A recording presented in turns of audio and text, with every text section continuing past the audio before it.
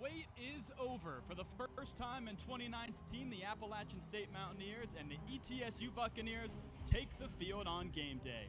Hello everyone, Harrison Battle, Pierre Banks with you. And Pierre, it's an exciting one we have today from Boone. For the Mountaineers, business as usual, a new head coach, but high expectations. Mountaineers coming off of an 11-2 season, third straight Sun Belt Conference Championship, fourth straight bowl victory in as many years of eligibility, returning 10 of 16 starters and an aggressive offensive-minded coach in Eli Drinkwitz. But the expectations don't stop there. Go about 60 miles down the road, Johnson City, Tennessee.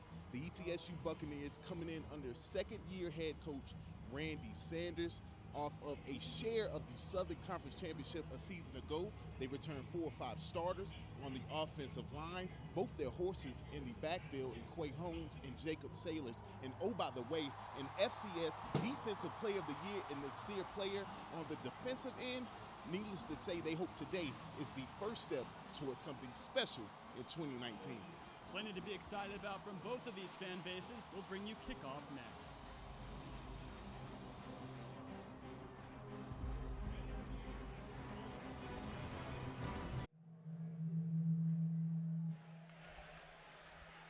Welcome back to Kidd Brewer Stadium. The Mountaineers and ETSU Buccaneers on the field, along with a man that needs no introduction in these parts, Jerry Moore, the legendary head coach of Appalachian State. The man right next to me, Pierre Banks, his former coach. And Pierre, an incredible day here for Coach Moore. You know he loves being out there on the field with all these guys as the Mountaineers send their 4 captains out named earlier this week, and the ETSU Buccaneers do as well. So many accolades for former head coach Jerry Moore. 245 wins, 3 national championships, countless conference championships. But the best thing about Coach Moore is all the opportunity he gave myself and other individuals like me to get degrees and become better men. Cannot put a price tag on that, HB. No, you can, and we actually checked coming into this one on whether or not we'd be able to have Coach Moore come up here, and Coach Moore wanted to, but at the same time, he also wants to be on the field at halftime with some of the Hall of Fame guys that are going to be inducted. It's always been about the players with him, and that's why you'll never meet anybody that will say a bad word about Coach Moore.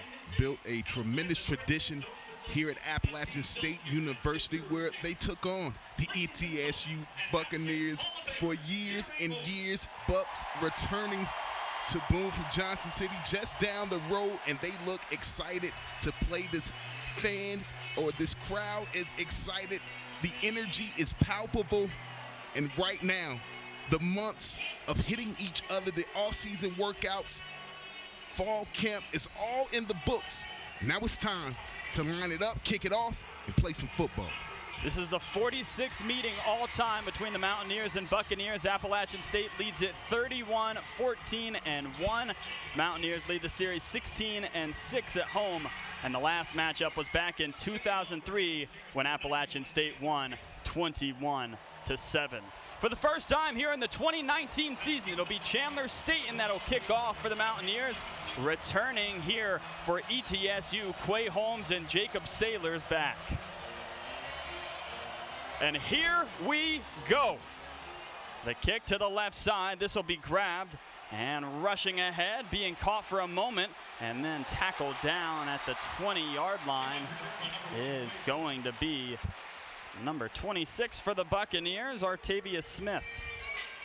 And this is where the tone is set, HB. This is when offensively you want to get out, establish a rhythm, get your first-year starter at quarterback and Chance Thrasher going. Make sure you get this offensive line flowing, your backs in the backfield going, and defensively trying to stop that run right off the bat, put them in behind-the-sticks situations and set up a third down situation where you can get the offense off the field.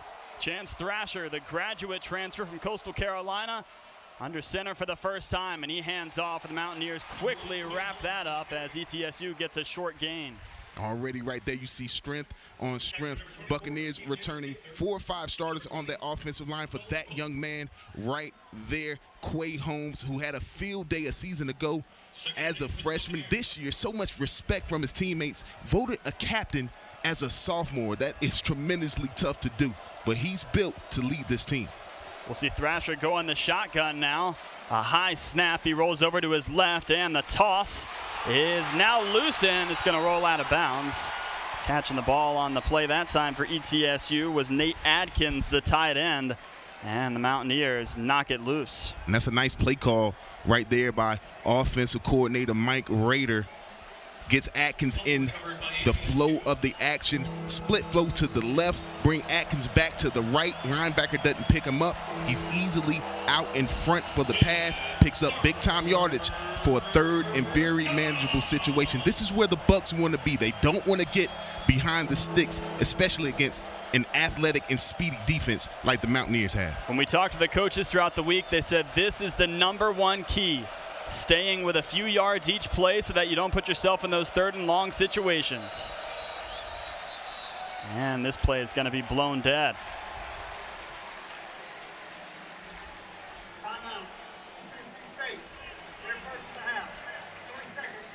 So a timeout here from ETSU as they want to take a moment before they run this play. And Pierre, a big one for them here early. If they can go down the field and gain some momentum early in this game, the Mountaineers, you know, they have a new coaching staff. You don't know what to expect. As we talked about during the pregame show, the Mountaineers have all sorts of accolades during the preseason, but none of that means anything until you prove it. And ETSU wants to go ahead and put this coaching staff behind before their offense takes the field for the first time. It's a lot of expectations for both teams. Again, ETSU coming off of a conference championship. They return a lot of starters on that defensive end.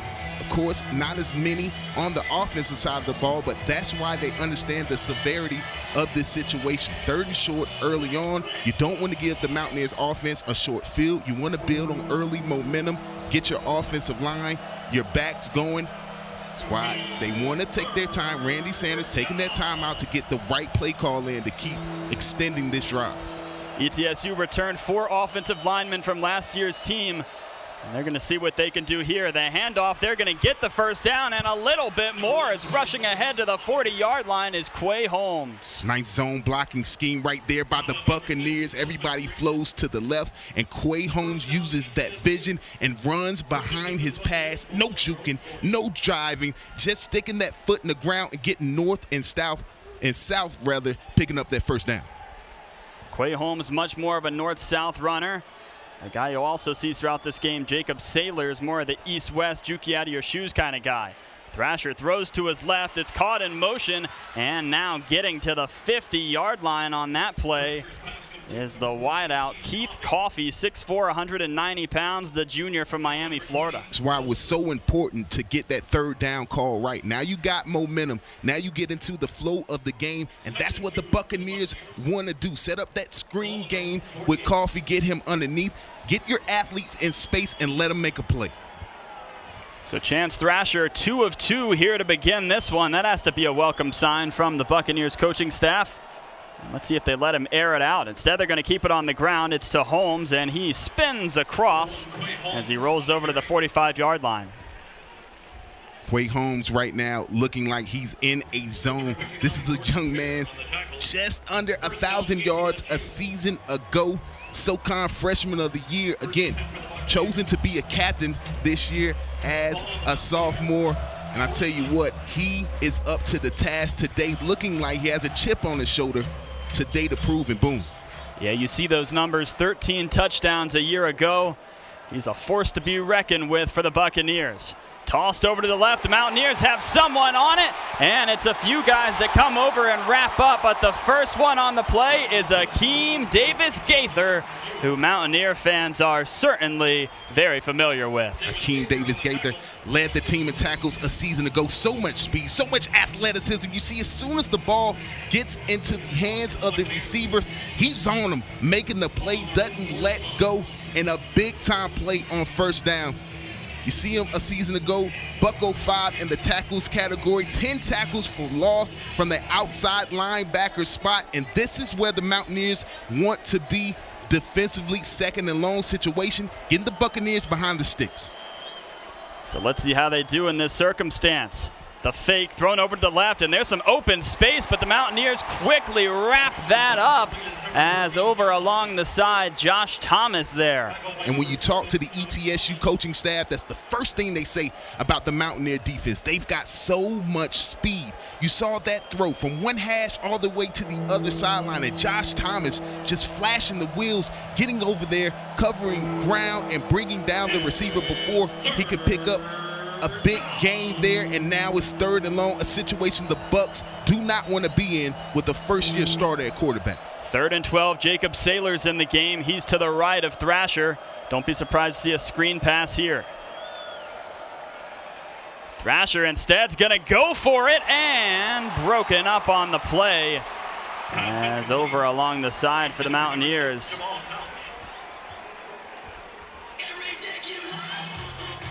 You see Shamar Jean Charles in coverage. You see Shamar Jean, the cover 2 right here for the Mountaineers, letting the receiver go on the outside, playing him off to the safety, Desmond Franklin, a ball hawk, 4 interceptions a season ago, covers that ground, gets right over it, breaks up the pass, but that's why you don't want to be in 3rd and long there. You see the throws for Thrasher at first, short passes. When you have to go long in a situation, environment like this, not optimal.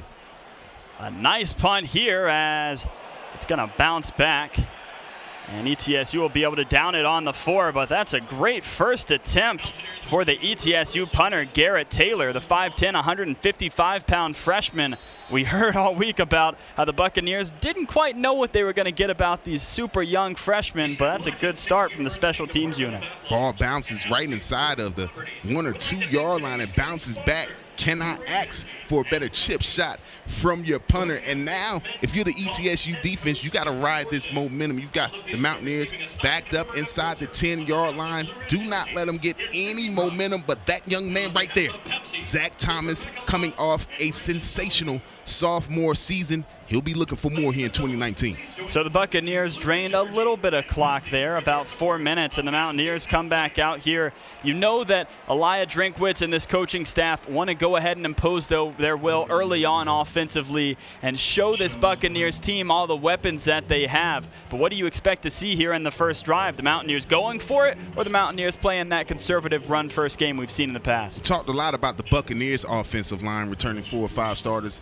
Such is the case with the Mountaineers offensive line. They have a lot of beef up front and a stable of running backs, 4 to 5 running backs who can really make an impact. And you see them backed up deep like this early on in the game. Look for them to establish that running game, hug up the DBs, the linebackers, and then take their shots over the top.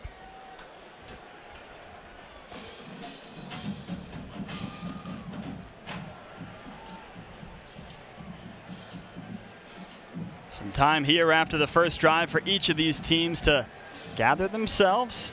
Lots of intensity coming into this one. Lots of excitement here with this being the first game of the season. And as you talked about during the Open, Pierre, this is an ETSU team that lost their football program back in 2003. That was the last time that they played. They didn't renew it until back in 2013. One of the reasons for that happening is financial issues. ETSU was losing more money than they could afford at the time. But a lot of people worked extremely hard to get this team back. And now they have a guy at the helm that they believe is going to take them to special places. And Randy Sanders, we'll tell you more about him later on, but he is certainly the right man for this job. A young man that has experienced success wherever he's been. A couple of national championships under his belt at Tennessee and Florida State, and in his first season in Johnson City, bringing home a share of the SoCon championship.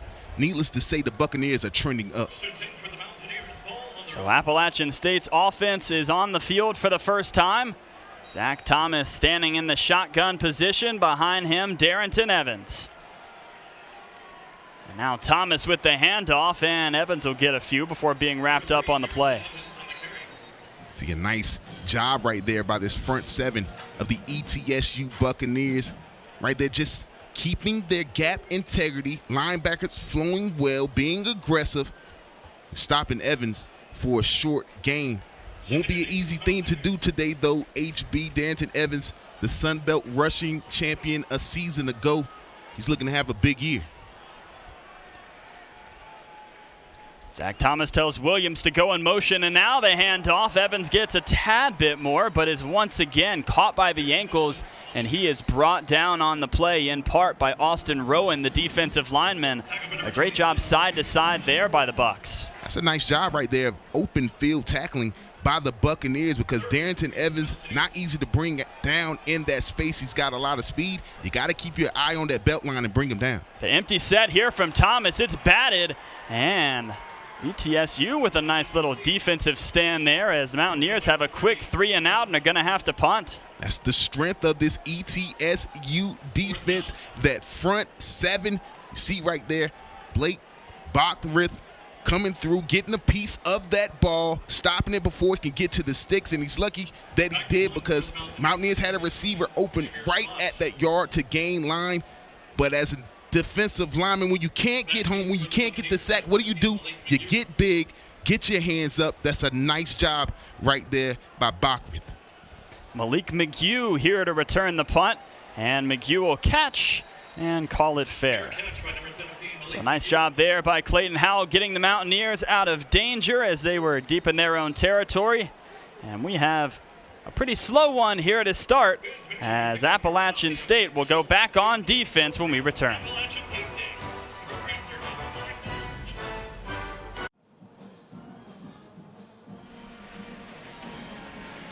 What a beautiful day here at the Rock. The students happy to see some football here on the mountain again, and everybody in Boone is as well. And I'm sure there's a lot of people that made the short trek from Johnson City to come and see these two go to war once again.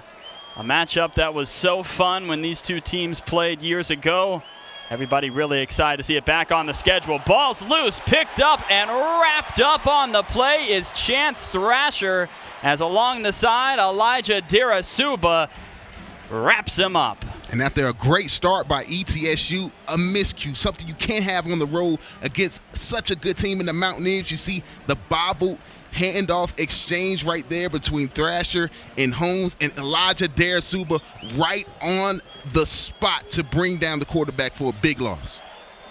Jacob Sailors to the right of Thrasher.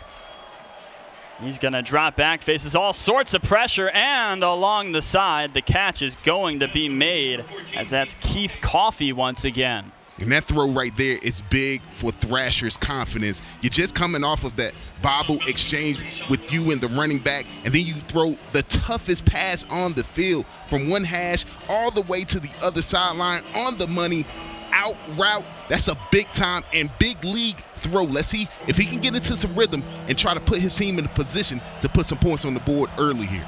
So a 3rd and long here once again for ETSU as they stand just across midfield. And we'll see what offensive coordinator Mike Rader has in store. Thrasher has it batted away, and the play is going to be dead before picking it up. Is going to be Trey Cobb, but Akeem Davis-Gaither, the first one to it, that knocked it away. See the Mountaineers not letting this quarterback get into a rhythm, not letting him be comfortable in the pocket. Defensive coordinator Ted Roof is having none of it, bringing pressure to try to disrupt any flow that Thrasher is trying to get into. Man on the back end, and you bring the heat, and you come up with a big-time 3rd down stop. Thomas Hennigan back to return for the Mountaineers. For the 2nd time, we will see the punter Garrett Taylor out there for ETSU. Had a fantastic punt his first time around, and he skies this one short. It's going to bounce before Thomas Hennigan can pick it up. You have to have pretty sure hands to pick that ball up off the bounce. But Hennigan gains a few before being wrapped down by Artavius Smith.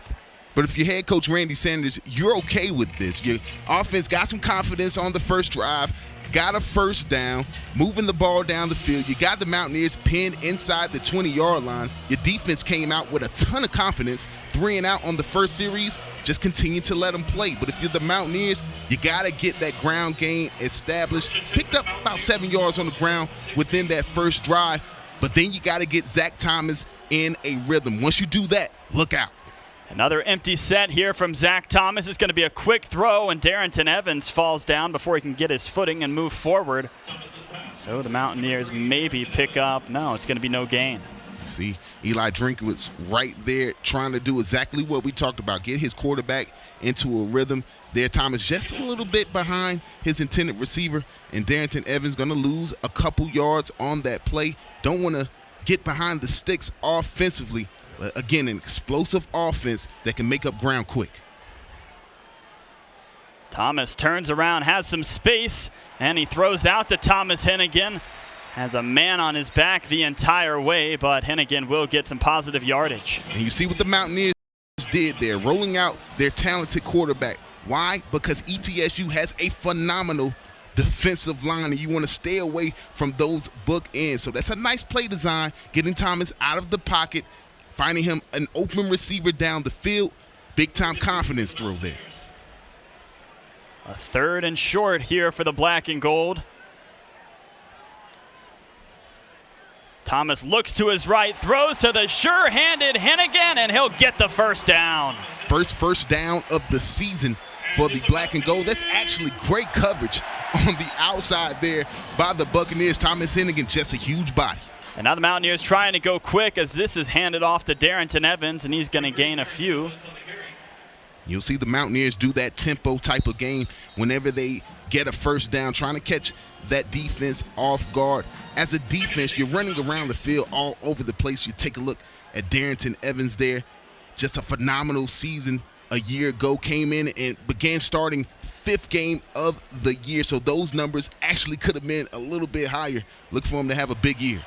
Thomas steps up in the pocket, throws over to his right, and a beautiful job along the side making the catch, as that is Colin Reed. The sensational sophomore Henry Pearson's had a huge season last year, picking up where he left off. That's a great job by Zach Thomas, evading the rush, getting out in that open space, but not settling for the run, keeping his eyes downfield and making a big play. Nice job by Pearson giving Thomas that bailout play. Pearson and Reed, the 2 tight ends for the Mountaineers. Thomas with the play action. He wants to go deep. Does he have a man open? No. Just a little bit ahead of the diving Jalen Virgil. There, Jalen Virgil shows the wheels. He is 2nd fastest man in the Sun Belt Conference. Ran a little track for the Mountaineers, and you see the speed there, just running right past the cornerback, Karan DeLentz. Wide open down the field, just a little bit beyond his touch by Thomas. But once Thomas gets into the flow of the game, you see the opportunities are there. So there, Coach Drinkwitz going with the long ball on 1st down. And now Darrington Evans spins away from his quarterback. He has some space, and Evans is wrapped up, but he gets across the 35-yard line, as that looked like it was going to be a busted play. And then the explosiveness of Darrington Evans makes it turn into a big Mountaineer gain. Tremendous individual effort by Darrington Evans. You see the Bucks get plenty of penetration right there, but the spin move frees him up, and he gets a huge gain down the field. A flag here on the play as Evans gets the ball once again, and we'll see whether or not this one will be coming back.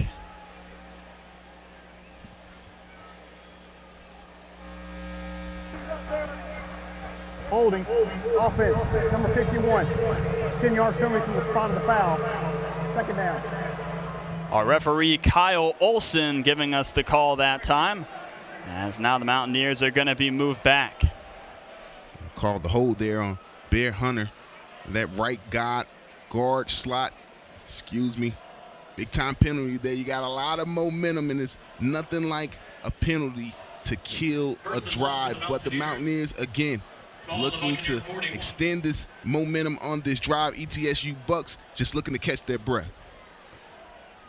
The ball's loose. It's going to be picked up, and spinning away and trying to run is Jalen Virgil, but that's back-to-back negative plays for the Mountaineers, and it could have been a whole lot worse if Virgil wasn't there on the play. Colton Lakes got to it. The first game of the season, that's what you always look for. The mistakes, the penalties, the fumbles, the missed assignments. You're just trying to get into the flow of the game. There is no preseason in college football, so you got to work out the kinks in your first game. And for these 2 teams, they're facing off against conference champions, so the mistakes are that much magnified. 2nd and 22 here for the Mountaineers, as this offense is still trying to find its footing. Malik Williams goes in motion and now trips to the left. Thomas with a clean pocket. He's going to use his legs. Zach Thomas to the 30-yard line. He's going to get to the 20, and he's brought out of bounds by Artavius Smith. If he gets past him, Thomas might be looking at the Mountaineers' first touchdown of 2019. Got a holding penalty. You get a fumbled snap, second and forever. But then you go man across the board if you're the Bucks, and Zach Thomas smart enough to recognize it. All the DBs running with him, with the receivers down the field, have their backs turned, and Thomas turns a second and long situation into a first down inside the 20. That's just a heady play by that young man.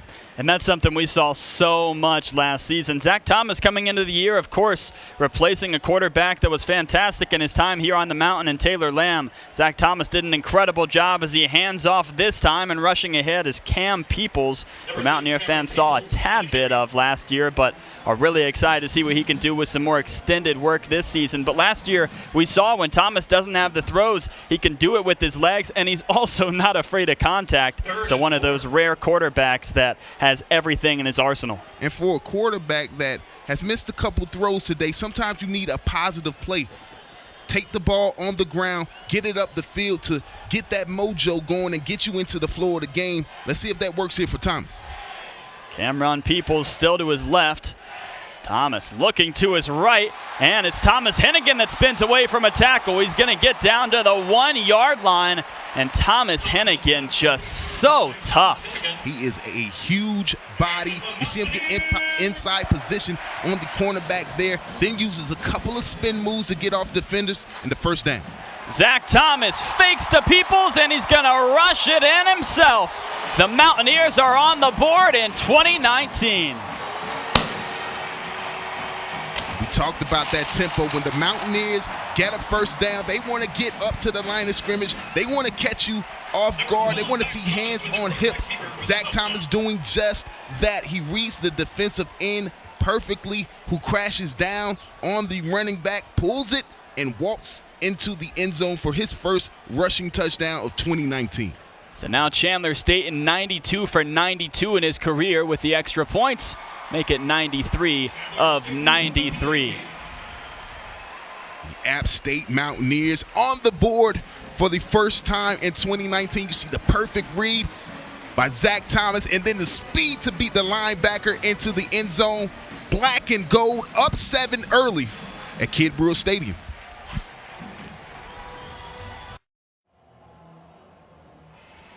$80 degrees and sunny here in a beautiful day in Boone, North Carolina, and those fans extremely happy to see the Mountaineer offense put some points up on the board, as that was a 13-play, 84-yard drive that took 4 minutes and 59 seconds off the clock and resulted in a touchdown.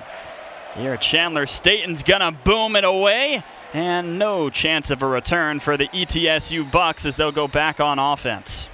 We talked about the Mountaineers needing to get established on the ground. That last drive, you said it, 89 yards, 58 of it on the ground. Let's see if they can take that momentum the next time they take the field. But for ETSU, you just got to catch your breath, realize where you are, get behind that offensive line, and utilize your weapons in Quay Holmes and Jacob Sailors.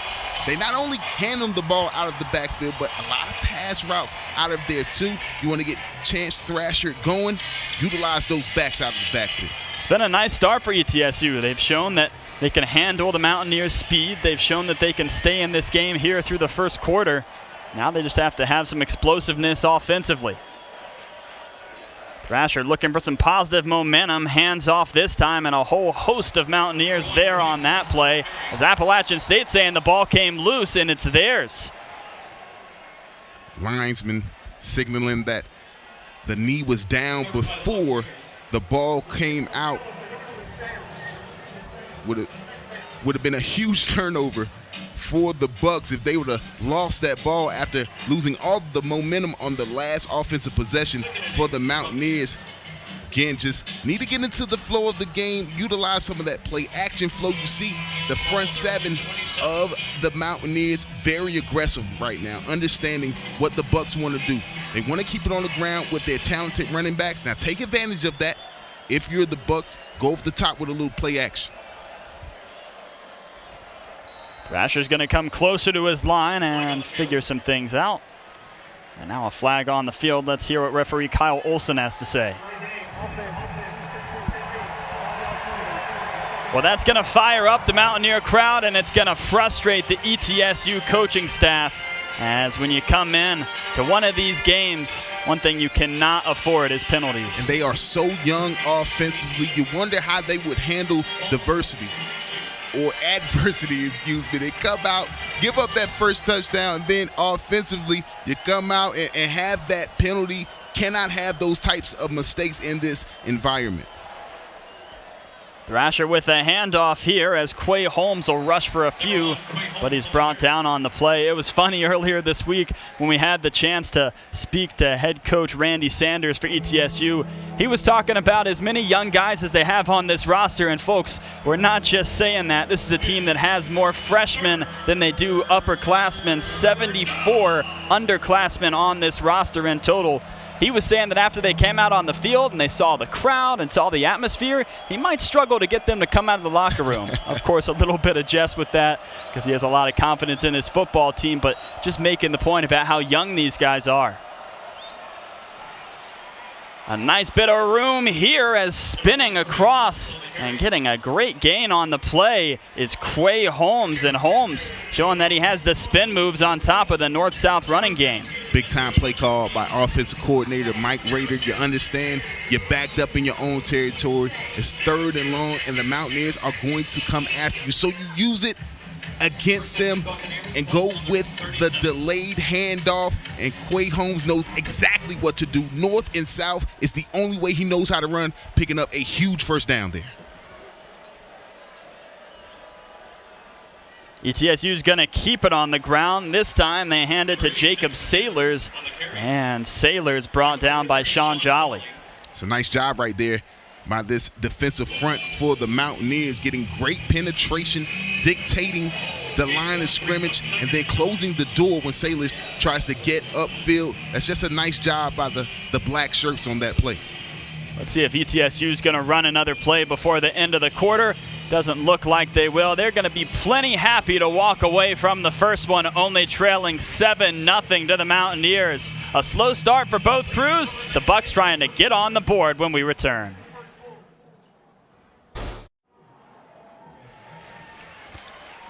A look at the new man at the helm of the Appalachian State powerhouse, Elia Drinkwitz. Former offensive coordinator of NC State that had all sorts of success with the Wolfpack, taking them from 63rd nationally in total offense in his first season to 25th in 2017 and 16th after the 2018 season. The 6th youngest active head coach in college football at 36 years old. And Mountaineer fans are hoping that he's going to be around for a long time. Tremendous offensive mind. Going to be fun to watch him all season long. ETSU back on offense here to begin the second quarter. Thrasher's going to try to use his legs, and a great job doing so as he spins across the 50-yard line. And Thrasher actually did play in the game between Appalachian State and Coastal Carolina a year ago. This is a guy that got this job going 19 of 31 for 152 yards and 2 touchdowns with 49 rushing yards in the 2 scrimmages for ETSU. And when we talked to the coaching staff, they said the reason that it was Thrasher ahead of the freshman that they have is because they feel like he's a guy that's going to make the right plays. He's been around for a while. He might not have as many snaps as you'd like in his 5th year, but he has been in different situations. This is tossed over his head and a flag on the play, as we'll hear what referee Kyle Olson has to say.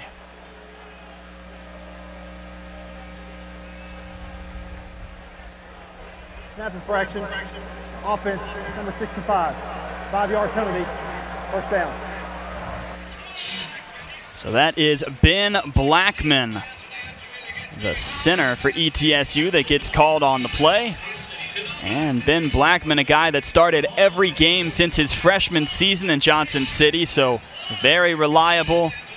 They're really excited about him continuing to develop this young offensive line that's along with him, especially in the backup positions, but a miscue there. The handoff, and the Mountaineers are all over it as the first one there on the play is E.J. Scott. Those 5-yard penalties don't seem like much, but they are absolute drive and momentum killers. You see ETSU marching down the field merrily, and then that 5-yard penalty, and then the very next play, E.J. Scott just shows his muscle, gets that penetration, slings down Quay Holmes for a loss. Now the Buccaneers in that second and long situation. Maybe look for a screen game here from the Bucs to try to get some of these yards back to make it into a third and manageable situation. They're going to go with an empty set here as it's Thrasher all alone, and a flag's going to come in before. It's like they took too much time again.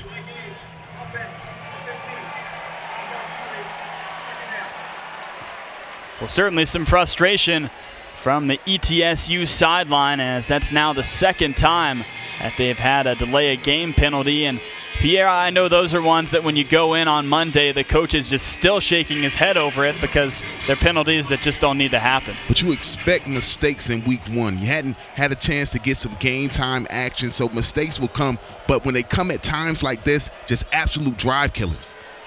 A rush ahead here from Thrasher. He's done his best work with his legs thus far, as he's going to get close to the 45-yard line. Desmond Franklin there. And now we have a man down on the play. Looks like Thrasher, he took a shot at the end of that play. Let's hope he's okay here. The trainers will come out and check on him, and we're going to take a pause. Be back with you in a moment.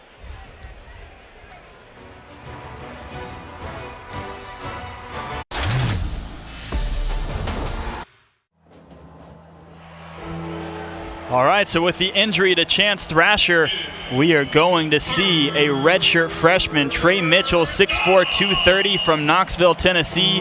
Did not play in any games last year as a true freshman, and certainly our thoughts are with Chance Thrasher. We hope that he's okay and that he can come back into this game, but we'll see what the ETSU offense looks like with a new man in shotgun. Tough situation to have your first play in here if you're Trey Mitchell. It's going to be a handoff, and quickly wrapping up that play for the Mountaineers is Nick Hampton. If you're offensive coordinator Mike Rader, your hands are pretty much tied in that situation. You got a young man coming onto the field with no game experience. You're in third and forever, so the safe thing to do, keep it on the ground here. You're near midfield. Try to back the Mountaineers up and slow down some of this momentum. So Garrett Taylor back out there for ETSU. This is going to be his third opportunity. And Thomas Hennigan back to return the punt. A booming punt. That's going to be a touchback as Hennigan lets it roll away. Touchback. So the Mountaineers will head back out on offense for the first time in the second quarter.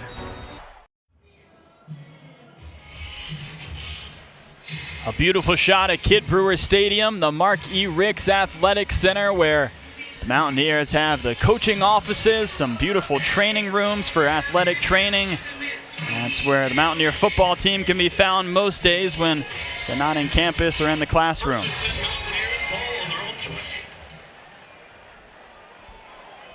So the black and gold offense goes back to work, as it's going to be Darrington Evans that'll come over behind Zach Thomas.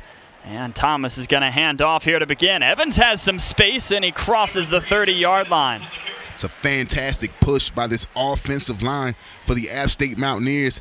Evans not contacted until well on his way down the field. You see right there, offensive lineman, body on body, letting that grit show, getting Evans on down the road. So the Mountaineers here in a second and short situation. And Zach Thomas is going to throw over to his left. Across and sliding that way is going to be a new man for the Mountaineers. That's a guy that they are extremely excited about. Keyshawn Watson, 5'11", 185 graduate from Western Michigan. In fact, we were told yesterday during our meeting with head coach Elia Drinkwitz that he would be shocked if Watson didn't have 8 catches in this game. They believe he's going to be a huge help this campaign. And when you talk to the Mountaineer defensive backs, they say Keyshawn is the real deal, elite out there at that receiver position. Thomas fakes. Now he's going to roll to his left. Throws over the top and falls a little bit short before Jalen Virgil could grab it.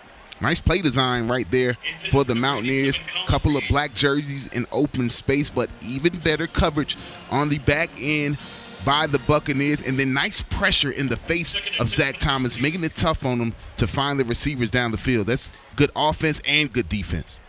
Thomas throwing off his back foot kind of there on that play. You think that's something that he'll be talked to when he heads back over to the Mountaineer sideline, or something he'll correct here before this drive's over? He's going to hand off here to Evans, and it's a short gain.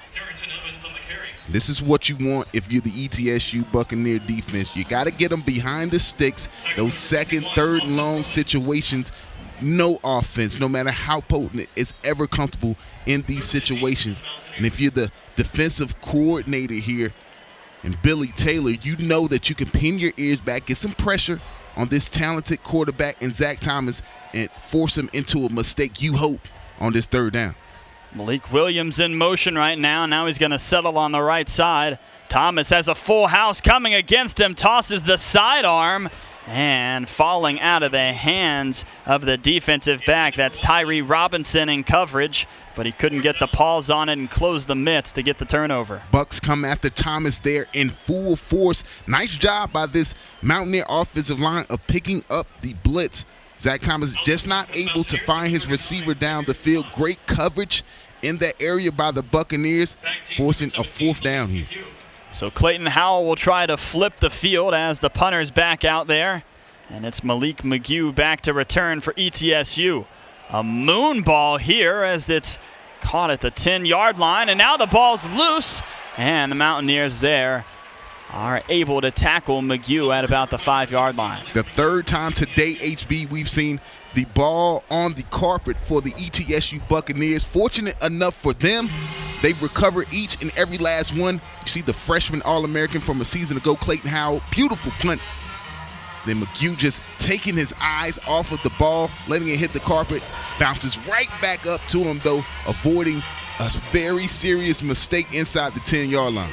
That's got to be the scariest situation for a punt returner or a kick returner, when you feel that ball go through your hands, and then it has to be the biggest sigh of relief ever when it bounces right back up and you feel it in your palms once again. Until you realize you have to go to the sideline and hear your special teams coordinator give you an earful. That's very true. The handoff here, and the Mountaineers quick to make sure that there's not much of a gain on that play. That's just great defensive penetration right there by this front seven of the App State Mountaineers. You want to know the way to stop a zone blocking scheme? You got to get penetration. That's exactly what this front just did for the Mountaineers. Very short gain for the Bucks on first down.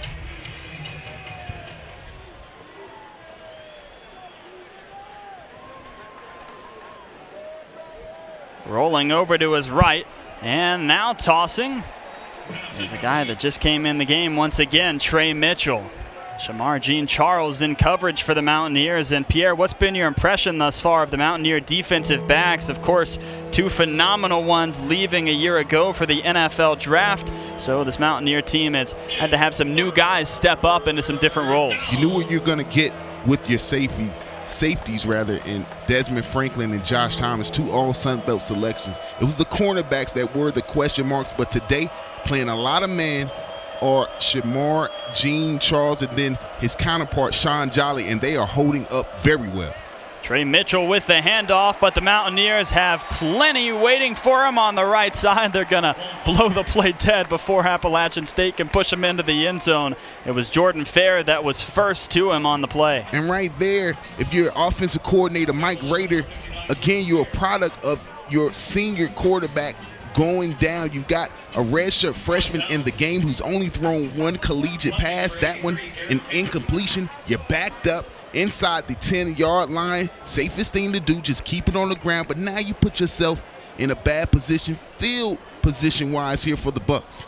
And now your true freshman punter has to let the ball loose again. And he's done a great job thus far in this game. Thomas Hennigan spaces away. Now he's shaking away, trying to find some space. And he crosses the 50-yard line before he can be wrapped up, as that was Dustin Nickel that got to him.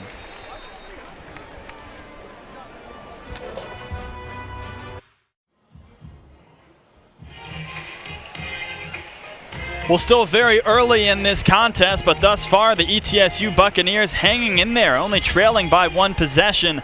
They'd definitely like to have their quarterback back out there, and Chance Thrasher, who was knocked out of the game a little bit ago. But Thrasher is standing, as you can see him right there, getting attended to. Doesn't have the helmet with him. Maybe he'll come back out the next drive. But Pierre, this has been an impressive Buccaneers team thus far. And we knew defensively they were going to come out. They were going to play ball. As you see the sophomore and Dietrich Harrington get up the field on a nice gain, his first time touching the football. But you knew defensively they were senior and junior Layton. Very good on the defensive side of the ball last year. They were going to bring that over. Conference champions, playing with a lot of confidence, and they played well here early. Thomas going out to the side. Jalen Virgil's wrapped up on the play as 2 guys there with him for ETSU. Karonda Lentz, one of them.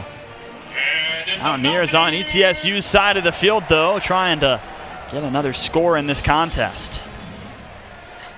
Thomas with these quick passes. This time goes to Thomas Hennigan, and Hennigan is just such a tough customer out there. Spins away, and it's to Lentz once again in coverage. He is a huge body, 6'1", 205, tough as nails to bring down. But going back to the last offensive possession for the Bucs, that's why it's so important that they had the redshirt freshman quarterback in, have to settle for the draw play at the end, because now you give up this great field position and you see the Mountaineers matriculate the ball down the field. Much easier to start a drive on the right side of the 50. Donovan Manuel pushes Hennigan out of bounds that time, but it's another Mountaineer first down. As we're ticking closer and closer to halftime here at the Rock, the Mountaineers trying to put on some more points before they head to the break. Thomas with the handoff here, and Dietrich Harrington can't find any room to get a few extra yards. Dietrich Harrington, a really fun story. This is a guy that a few seasons ago was the next in line behind Jalen Moore for the Mountaineers, but had some injury issues, was injured during the preseason last year, and Mountaineer fans excited to see him back out there on the field. But Pierre, there's so many guys in that running back room that for Harrington, he comes back and automatically he's behind Cam Peoples and has a few other guys he has to compete with, as wrapped up on the play is Zach Thomas. And the Mountaineers are going to lose a few, as that is Colton Lakes that got to him. So much talent, though, on this offensive side of the ball. Absolutely. 10 returning starters from a season ago, an offense that averaged over 40 points per game. And then you have that young man right there, the offensive genius that is Eli Drinkwitz. Expectations for this team are at an all-time high. So 3rd and long here for the Mountaineers as Zach Thomas drops back. He's trying to find Hennigan in the end zone, and that is an unbelievable play. No, they're going to throw a flag, and Jeremy Lewis is beside himself. Has to be pushed away by one of his teammates as Quinn Smith comes over to make sure he doesn't get another penalty on top of that one. But let's hear what Kyle Olson has to say. Yeah, fantastic coverage. Did Lewis going down the sideline, but you know the rule. If he's even, he's leaving. And now Pass interference, defense, number 13. 15 yards going from the previous spot. Automatic first down. Lewis stride for stride with Thomas Hennigan down the sideline. Just did not get his head around in enough time. As you take a look as the pass comes around, looks like Thomas Hennigan initiating the contact on that play, but it was more or less the head not getting around in time for Lewis that drew the flag on the field. That's always the call in football, that depending on who you talk to, they'll say one thing or another.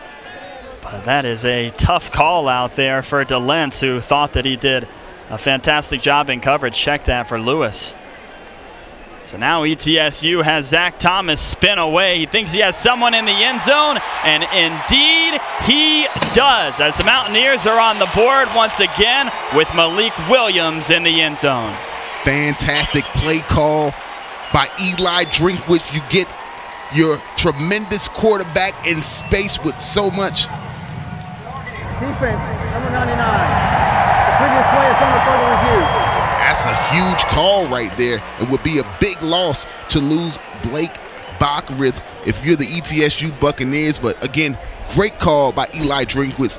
Get your athlete out in space, give him the option to run or throw the football. You drag Malik Williams on the back side. He's wide open, able to get inside of his defender. he's been sure-handed since he stepped on campus here in Boone.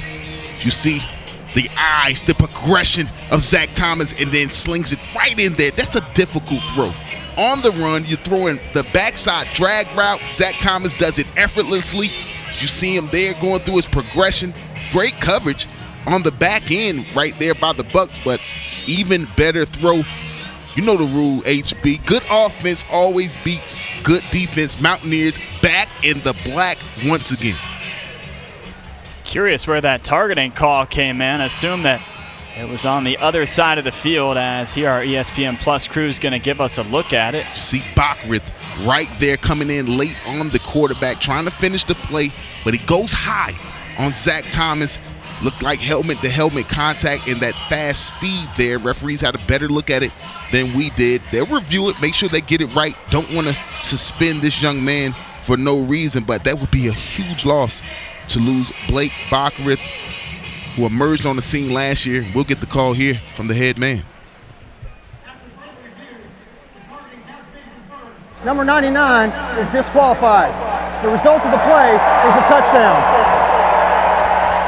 So that's a really tough call there, back-to-back for ETSU, as they thought they had some phenomenal defense on one side from Jeremy Lewis, and we're going to have the Mountaineers go 3 and out, or at least have a field goal attempt. Instead, it turns into a black and gold touchdown, and oh yeah, you lose one of the best guys on your defense in Bockrith. This is a dude that was a Phil Steele second-team All-SoCon, a rising star by anybody that you talked with for the ETSU Buccaneers, so a big loss there. He's made a huge impact already in this game, not making it easy on the Mountaineer offense. To lose him, it's a big blow at this juncture of the contest. So Chandler Staten with the extra point, and he cashes it in as the Mountaineers take the 14-0 lead. ETSU's going to have 6 minutes to get it going offensively. Back at Kidd Brewer Stadium, Mountaineers up 14. Zach Thomas here on the touchdown pass, and ETSU right there loses one of their key players in Blake Bockrith, who just comes in for the secondary contain and doesn't get low enough, putting that face mask on the chin of Zach Thomas. They will lose him for the remainder of this contest. That is a huge blow. He's a young man who made a huge impact a season ago, making his presence known today, and to be lost on that targeting penalty will be big for this ETSU defense moving forward. And now, due to that penalty, the Mountaineers are almost assuredly going to put ETSU with a touchback here, as Chandler Staten puts the leg to the ball, and that's indeed what we're going to see occur. You saw kind of the second thought there from Bockrith. He was going in coverage, and then at the last second thought that maybe he could get out to Zach Thomas. So one of those plays where you know they're going to look back at it and wish that he would have just dropped into coverage instead of thinking he could have gotten to the Mountaineer quarterback. Yeah, Bockrith on that secondary contain, responsible for making sure that Thomas doesn't get out of the pocket and into the end zone. On that rollout, you see the scoring drive there for the Mountaineers. 7 plays, 48 yards. Thomas to Malik Williams. Get used to that if you're a Mountaineer fan. Could be seeing that connection all season long. ETSU, very, very important that you respond at this point. Cannot afford to go 3 and out here in this situation. And a pretty quick strike drive there for the Mountaineers, too, just over 2 minutes. This is tossed to the outside, and great coverage there by the black and gold as they stop Keith Coffey, does Sean Jolly. Still no Thrasher in the game as Trey Mitchell now gets his 3rd series, and I believe that that's actually the first successful pass that we've seen from Mitchell. Just a pass to try to get Mitchell into the flow of the game. Get him a completion, an easy out there to his receiver. Try to get him in space and get some yardage up the field so that he can now insert himself and get into the flow of the game. He's going to hand it off this time as that's Sailors that gets it. And the Mountaineers there at the line of scrimmage to make sure there's not much of a gain. And as this game wears on, this defensive front for the Mountaineers just gets stronger and stronger. You see more and more penetration. See him sub out in waves here. They got so much depth. For this young man, Trey Mitchell, it's just tough to be inserted in this situation. You're already down. here in the second quarter. You got to start making plays. You can't keep the leash on them too tight if you're Mike Rader, if you want to stay into this football game. Third down here as he drops back, steps up in the pocket, and that's not going to work as the Mountaineers defense gets to him. Defensive coordinator Ted Roof understanding, I've got a redshirt freshman quarterback in the backfield. Hadn't seen any game action until now. I'm going to play man across the board, and I'm going to bring the heat as you see the Mountaineers get to the quarterback there, just showing relentless pressure, bringing them down in the backfield, forcing this punt. So Garrett Taylor back out there as he once again has a nice punt.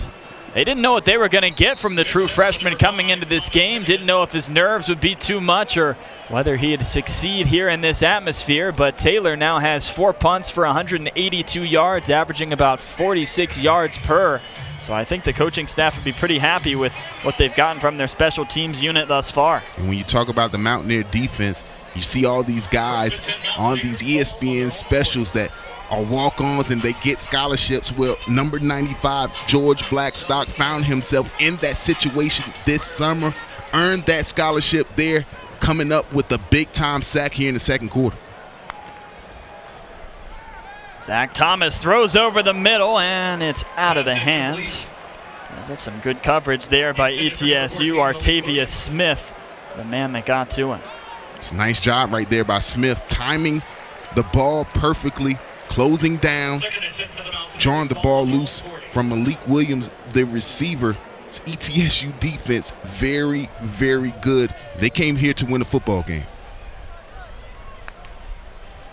So Zach Thomas now will hand it off, and Cam Peoples, from the time that he touched the football, had some blue and gold jerseys on him. Jalen Porter, the first one to get the palm. It's the second time we've seen a counter by the Mountaineers where you pull a guard and a tackle from the backside, and the second time where the ETSU Buccaneer front has shown their speed coming right off of the pullers, getting into the backfield, not able to hinge over as the center and blowing up the play in the backfield. That's a nice job right there. Billy Taylor's defense trying to step up right here. Zach Thomas has all sorts of time, and now it closes down as he tries to run ahead, and the ETSU Buccaneers make sure that he doesn't get any more yardage. Jalen Porter there on the tackle. And that started in the defensive secondary. Just a great job down the field, man-to-man coverage, keeping up with these very talented wide receivers, and then that gives enough time for the defensive front to hit home, not letting Zach Thomas burn them with their legs, forcing a punt. Well, that is a big response from the Buccaneers defense, as the Mountaineers could have made this a 3-possession game and felt even more comfortable with their lead heading into halftime. Instead, they're going to send it back to the Buccaneers, and ETSU will have a chance to see if maybe this is the offensive drive where they can get some positive momentum. And if you're ETSU, you're comfortable with where you are right now. So if you can, you try to matriculate the ball down the field and get some points on the board with 2 timeouts left here. But if you're the Mountaineers, you're trying to recognize the fact that, hey, these Buccaneers are playing with a guy at quarterback that doesn't have a lot of experience. Let's shut them down here. We've got 3 timeouts, get the ball back, and extend this lead heading into the locker room. Trey Mitchell back out on the field for ETSU.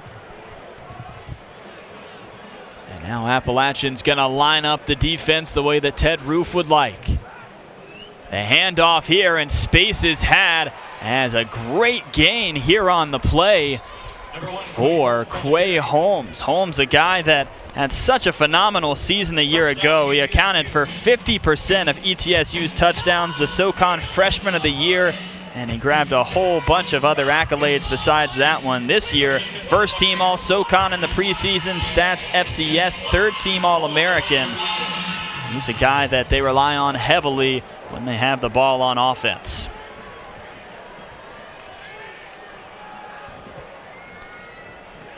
And now, no secret, they were handing it off to him that time. The Mountaineers read it perfectly, and the first one to him is Tommy Dawkins. Nice job again right there by this defensive front for the Mountaineers, getting penetration and stopping the run. But that was a great adjustment the play before that by offensive coordinator Mike Rader, understanding that when you do try to run the ball between the tackles, it's been tough sledding. So you make that adjustment, you hit them off tackle, and you find a lot of space for Quay Holmes. Nice chess match going back and forth here. A man comes in motion here for the Buccaneers. And now a clean pocket momentarily for Mitchell, sitting down and making the catch. That's unbelievable. As they're on the play, that is Nate Adkins, one of the captains for ETSU. And he was sitting down on his backside and picks up a catch in the process. It's a tremendous play by Adkins, but the more amazing thing is that Trey Mitchell saw his receiver on the field but said, "You're open, I'm going to get you the ball anyway." Throws it in there perfect with touch to make it third and manageable. They're going to try to have the quarterback sneak here. Offensive line on defensive line. And now a push ahead. We're going to see the towel come out from our officials. And that's got to be not too much of a fun play to go and look back on, because you know that every single guy you talk to when you're the referee out there or any of the officials is saying, "Hey, we got it." "No, you didn't get it." "Yes, we did." "No, you didn't." Mountaineers stop it initially, but that's a great job of just continuing to fight by this offensive line of the Buccaneers, not giving up and picking up a big-time first down. All right, so the Buccaneers here with 52 seconds before we head to halftime. And Mitchell's going to go back in the pocket, throw the long ball, crushed on the play, but making the catch and holding on is Josh Thomas. No, Josh Thomas, the one that made the tackle for the Mountaineers. Making the catch is Braxton Richburg, the 6', 182-pound junior from Hodgson, Georgia. A fantastic job there. What a tremendous throw by the red shirt freshman in double coverage, gets it down the field. That is a huge throw. Mitchell going out to his left, trying to spin away as Keith Coffey and Sean Jolly there for the tackle. I got to go back to that last play, partner. Trey Mitchell just stepping up in the pocket with confidence. Double coverage, not deterred. He had that confidence there from the earlier pass to his tight end. Steps up, delivers the pass on time right before the safety can get there. Receiver takes a tremendous shot. He hangs on to it for the first down. Look at this. This is a redshirt freshman here, just stepping up with confidence, dropping it right in there for his receiver on the play. Just a big-time play right there by Trey Mitchell, a guy who, again, had no experience before this game. He's come in, seemed a little excited when he first got into the game, but right there, getting into the floor game, the confidence is there, and throws a strike to his receiver in Braxton Richburg. And now ETSU in business. So now a tough situation for the Buccaneers. Normally you'd say, all right, well, at least they're in field goal range. Well, not necessarily. They also have a freshman place kicker in Tyler Keltner, 5'11", 160 pounds. He was 1 of 6 in the final scrimmage. So you kind of have to wonder how much confidence head coach Randy Sanders has in him. We knew coming into this game that ETSU was going to play a lot of freshmen because, well, they have a lot of freshmen. Thus far, these freshmen have stepped up in some key situations. They're looking to get on the board here before we head to halftime.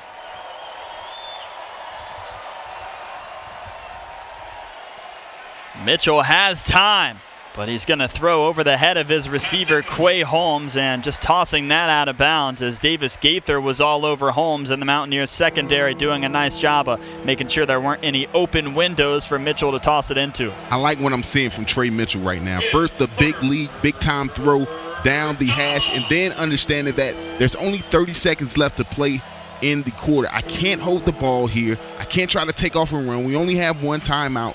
What does he do? Gets rid of the ball on time and just throws it out of bounds to preserve this clock. This is a redshirt freshman growing up right in front of our eyes. Let's see what he does here on third down. They're going to hand off, and it's Quay Holmes that gains a few. A flag is in on the play as Jordan Fair wrapped him up. It's a nice job by Jordan Fair, covering a lot of ground and not a lot of time. taking away a big-time opportunity right there for Quay Holmes. There was a lot of green in front of him. Offense, number 79. 10-yard penalty from the previous spot. Well, another frustrating penalty there for ETSU, as that's going to push them back a few yards. And normally, you would decline that penalty and go to 4th down, but with 19 seconds left in the quarter, you want to try to take the Bucks out of field goal range if you can. If you're the Mountaineers, this 3rd and forever situation by the Bucks. Look for something like they just had, a delayed handoff, maybe even a screen. Just try to get in position to put points on the board and cut into this lead before they go into the locker room. The Mountaineer crowd trying to make ETSU know they're here. Mitchell steps up in the pocket, delivers a dart, but it's out of the hands of Keith Coffey. He wants that catch back. And that's going to end the first half. So ETSU deciding that that's the way they wanted to end things instead of going with the field goal. It's Mountaineers up by 2 possessions as we head to halftime.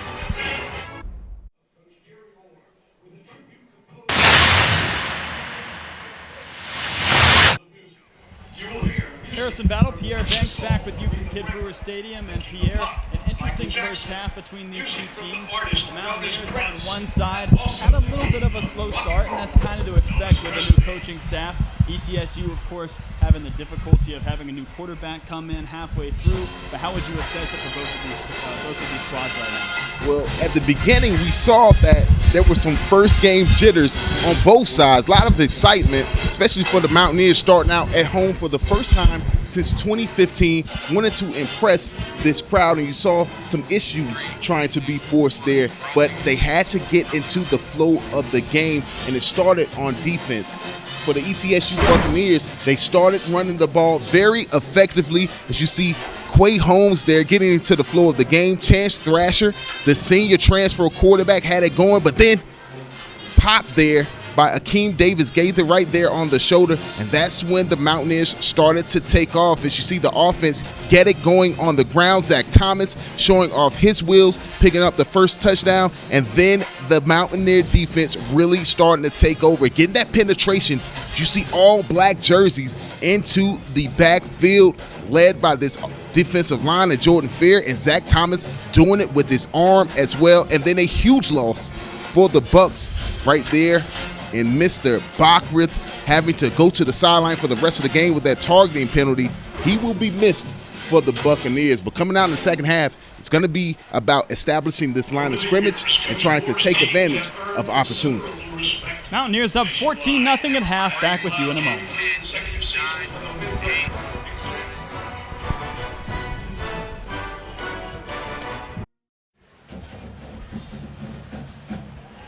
Welcome back to Kid Brewer Stadium. A beautiful look at the mountains here in Boone, and then you see what is sure to be a really exciting feature here in just a few years for the Mountaineers. Pierre, there's some people that came in today and said, wait a second, where's Owen Fieldhouse? Where are the stands? Well, we have some good news. It's going to be a beautiful new facility, and they're really excited. A $44 million renovation that's being put in, and that's what it's going to look like when it's all said and done. With success comes progress, and with progress comes all the construction that you see. Going to be a beautiful facility there. It's going to house all of the football operations as well as an orthopedic doctor. There'll be a dining facility in there as well, and then the plaza appropriately named Jerry Moore Plaza to honor one of the greatest coaches in the history of Division I AA or FCS football, in Jerry Moore, the only coach, or the first coach, to win 3 straight national championships. Yeah, really exciting as you see another shot of what it's going to look like and then what it currently does. Some folks having to change their parking spots here this season, as there used to be a huge parking lot out there. 30 years that some people had had that position, but happy to do so as we continue to build this university, or the Athletic Center continues to build this university into something special here, and this entire Kid Brewer Stadium facility into one of the best stadiums in the country. And the construction you see here, that's a dorm project by the university to turn that into a center there. There will be connecting dorms, very easily accessed by the students. Housing, a problem here at Appalachian State, not anymore. They'll build some more rooms for the students to come in here. Going to be very, very nice. North Carolina's band of distinction on the field right now. We'll bring you halftime stats when we return.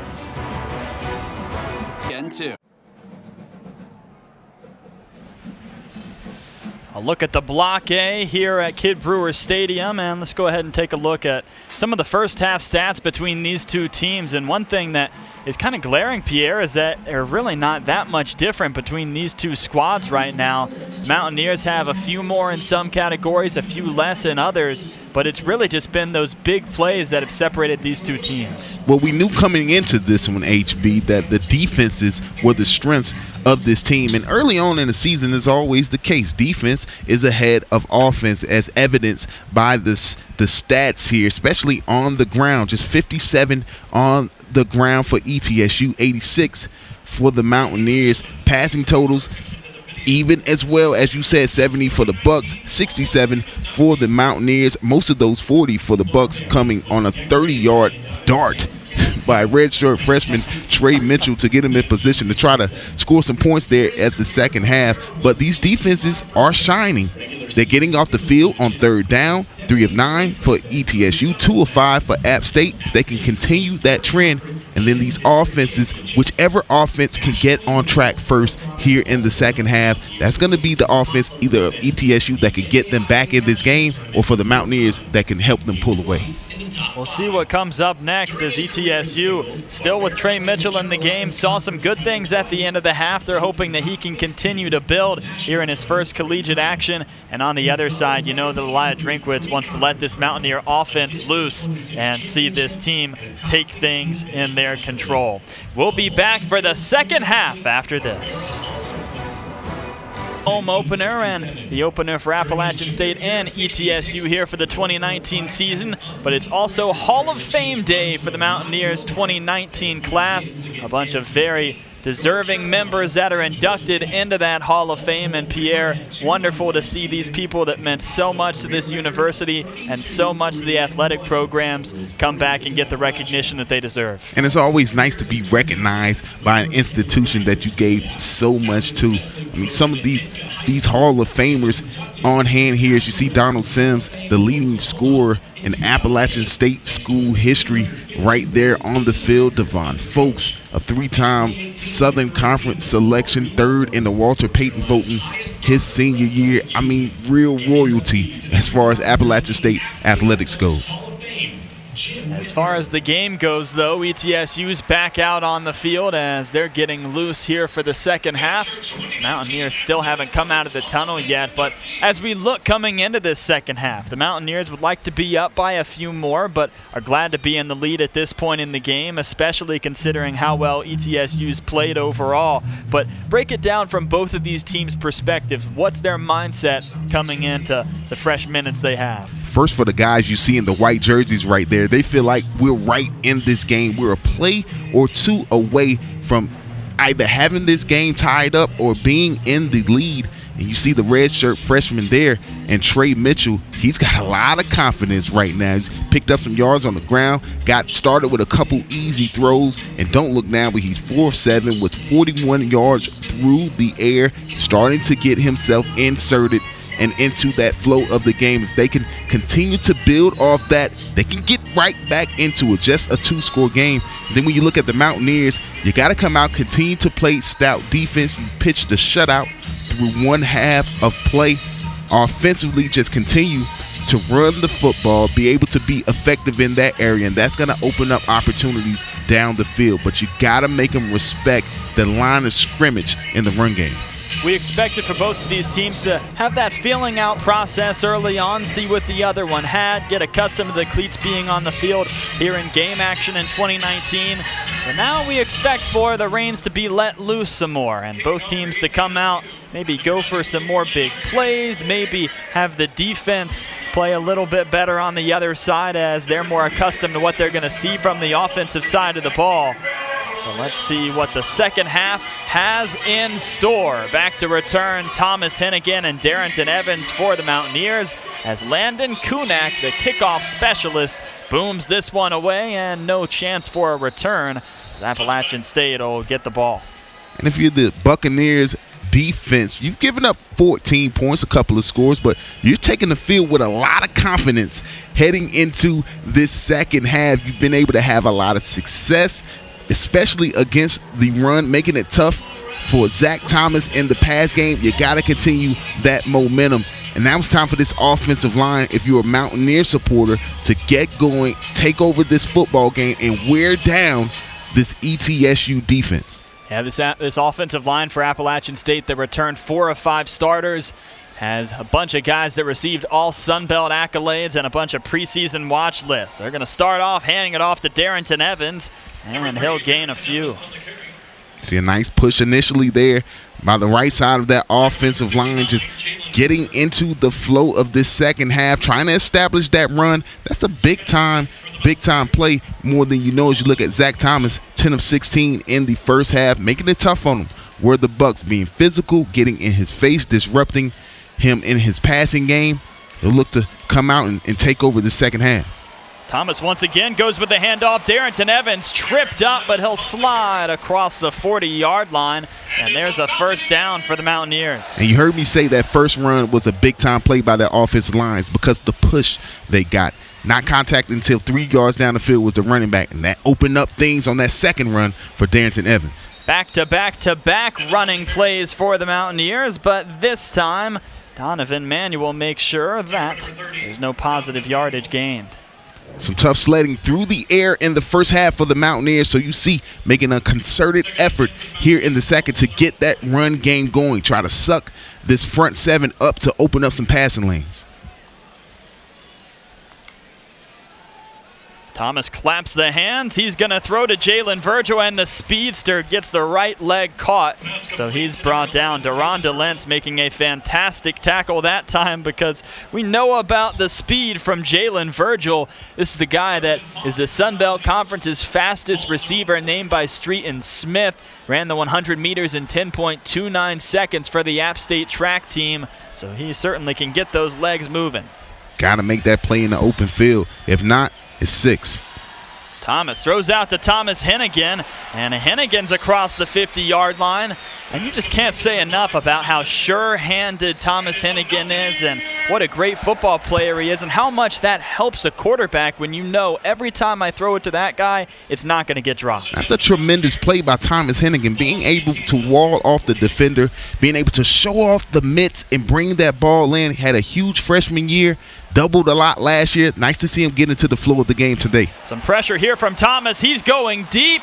And is that play made? No, knocked away, as that's Deronda Lentz matched up with Thomas Hennigan. Both of them having an opportunity to maybe catch the football, but it falls dead on the play, and now we'll have a 2nd and 10. It's a big-time play by DeLentz, not getting fooled by the double move and stays in perfect position. You see the head back? That's the difference between great coverage and a pass interference. He had the head back, and then he puts himself in a position to make a play. Big time right there by DeLentz. Thomas going with a quick throw to the outside, and Virgil can't get his right hand on it. So now the Mountaineers will have a 3rd and 10 as the drive's stalling here at midfield.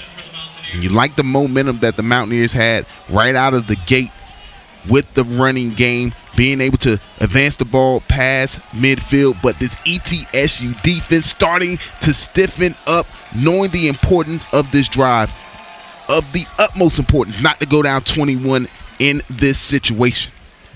Darrington Evans comes to Thomas's right. Thomas with all sorts of time throws and has a man, as catching it and spinning away is a big player for the Mountaineers.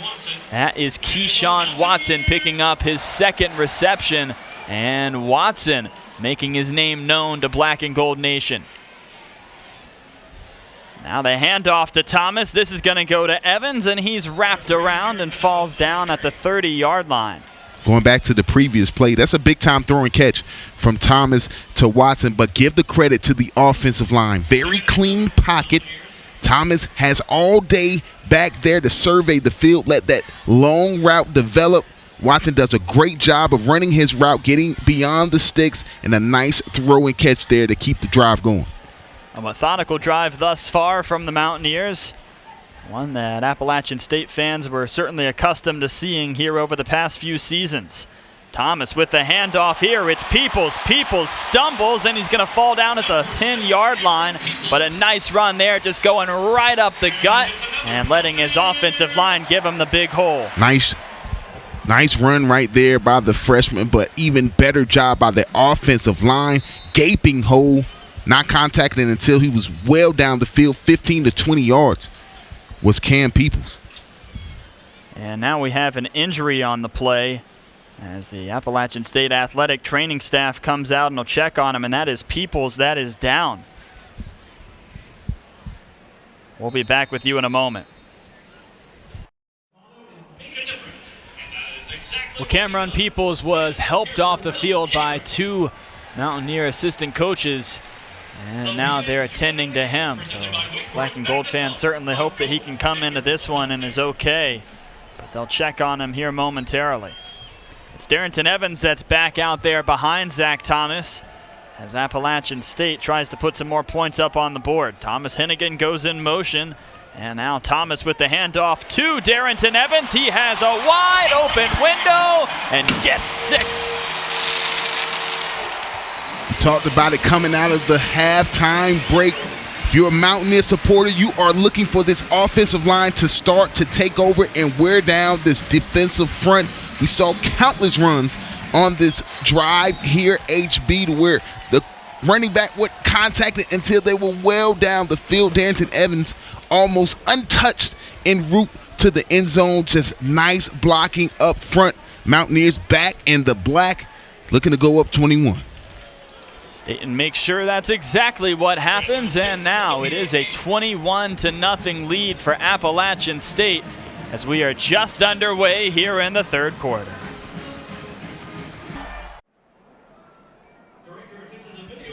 Back at the Rock, direct your attention to the left side of the screen. This offensive line play been phenomenal. You see the double team action right there. 51 Bear Hunter, 60 Noah Hannon. They get the double team on the defensive lineman, and then the center climbs up to the linebacker. Gaping hole for the running back Darrington Evans to waltz into the end zone. This offensive line really showing their muscle on that drive.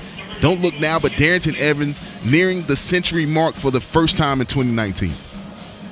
He gets his first touchdown of the campaign. And now this is kicked away and possibly a chance to bring it out. It's indeed going to be so. Quay Holmes tackled on the play as he can't get to where it would be if it was a touchback.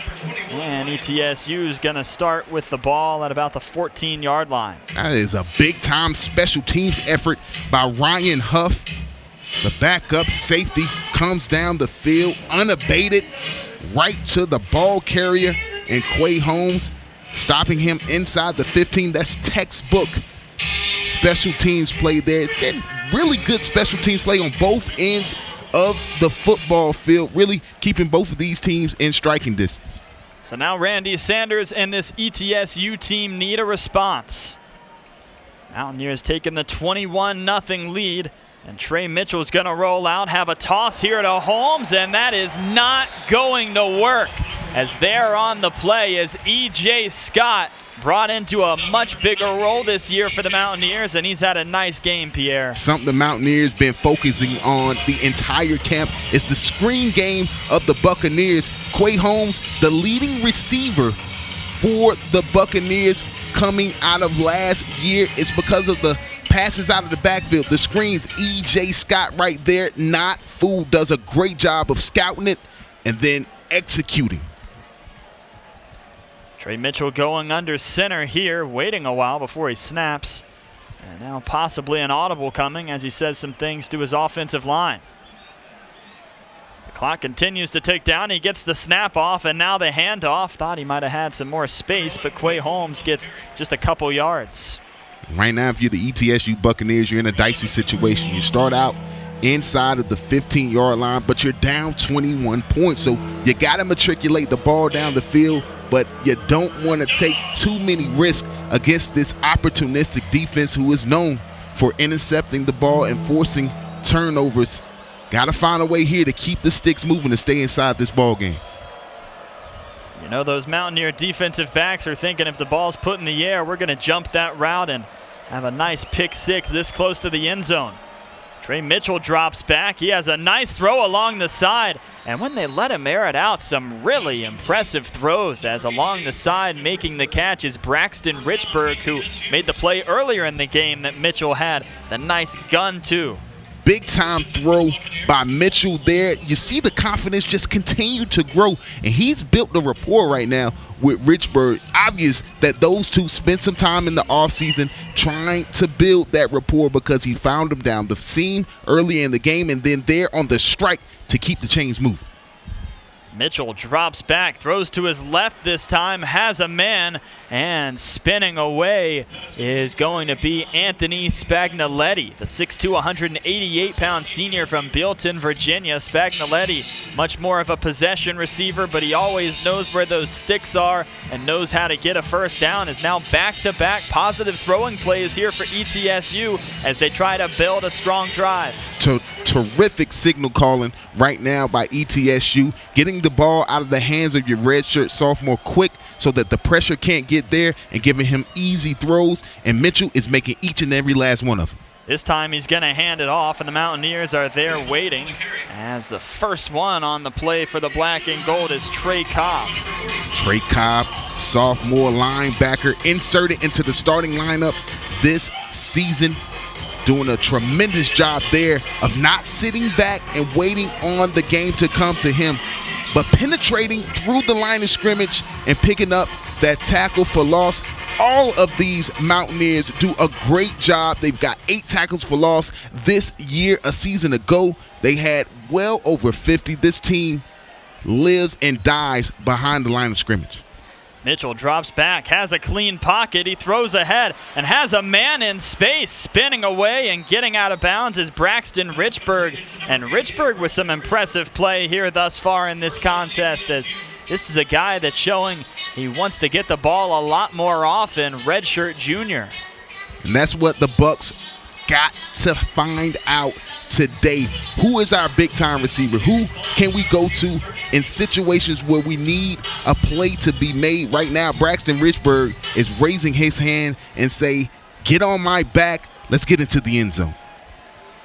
Another first down here for ETSU, as they're going to go to the ground game again, spinning away, and a nice tough run that time is Quay Holmes. A young man that runs behind his pad, 6'1", 216, just does a tremendous job of not wasting any time getting north and south and being physical as a runner, bringing the fight to the defender. This Quay Holmes can start on just about any team in the country.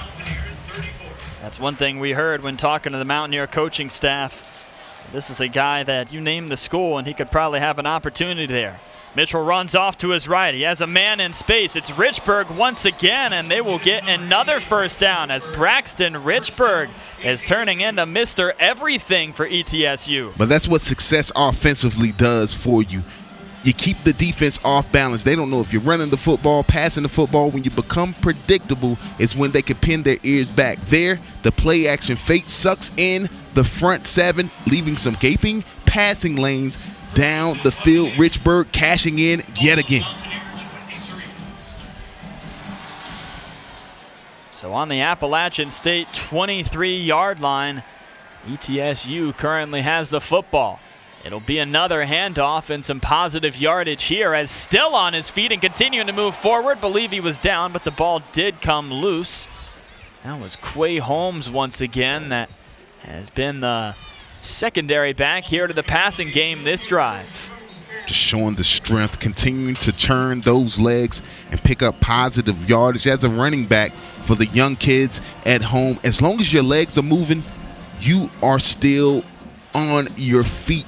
It's when you stop your legs is when you give the defenders a chance to bring you down. There, Quay Holmes does a tremendous job of just keeping those feet moving and getting a positive gain, making it second and very manageable here. ETSU has their eyes on the end zone and nothing less. The handoff here goes to Holmes.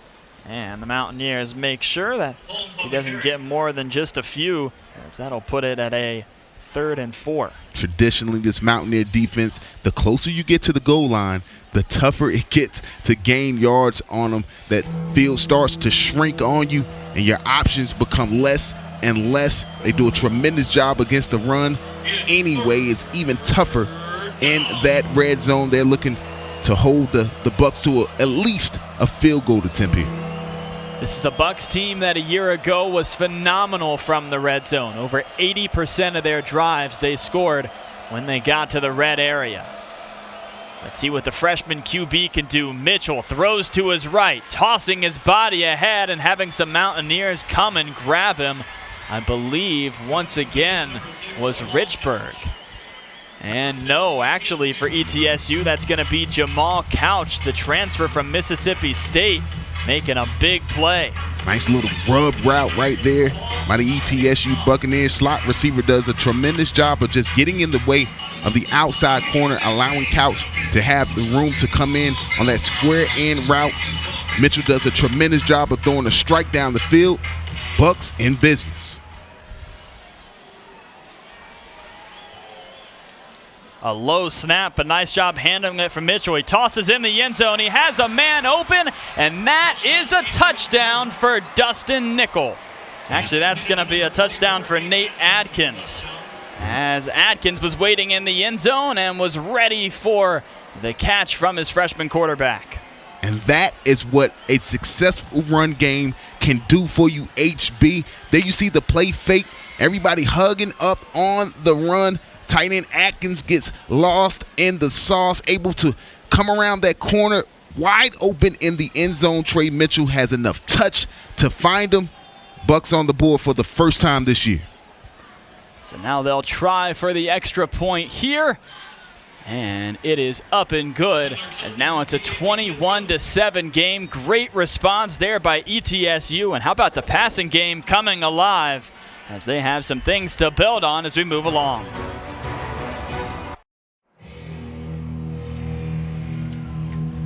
A look at the ETSU sideline, and you got to assume a pretty happy ETSU sideline, as they just saw their freshman quarterback lead an incredibly impressive drive. Let's take a look back at it. 12 plays, 86 yards. It took 6 minutes and 56 seconds off the clock.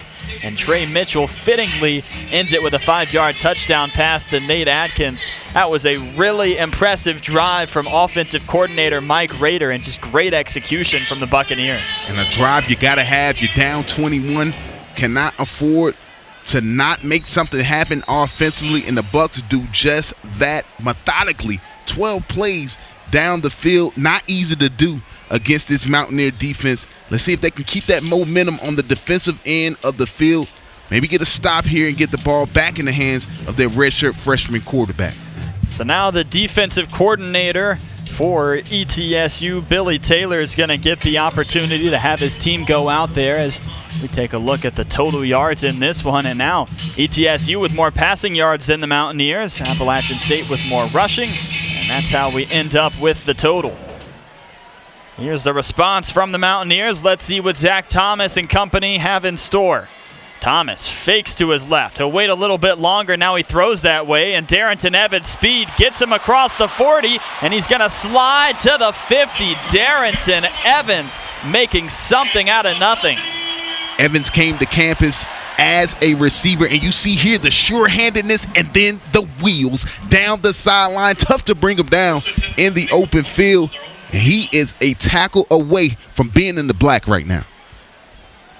That's a huge first play for Appalachian State, responding to that ETSU touchdown a moment ago. Zach Thomas will keep it on the ground here as he hands off to Darrington Evans. And Evans with another positive gain. Offensive line picking up where they left off. Not unnoted on the first play, the time that Zach Thomas had to go through his progressions and end up with his secondary third receiver there in Darrington Evans, and then the push there to get Evans 6 yards down the field before he gets tackled. This offensive line just continues to get stronger and stronger as the game goes on. Thomas with the handoff. This is going to be Datrick Harrington as he's off to his right, and he's going to slide along that side and be pushed out of bounds. Artavius Smith there once again, as check that, still Darrington Evans in the game. Evans the workhorse here this drive. He is doing a tremendous job coming off of a season where he was the Sun Belt Championship game MVP, leading rusher in the Sun Belt Conference a season ago, picking up just where he left off.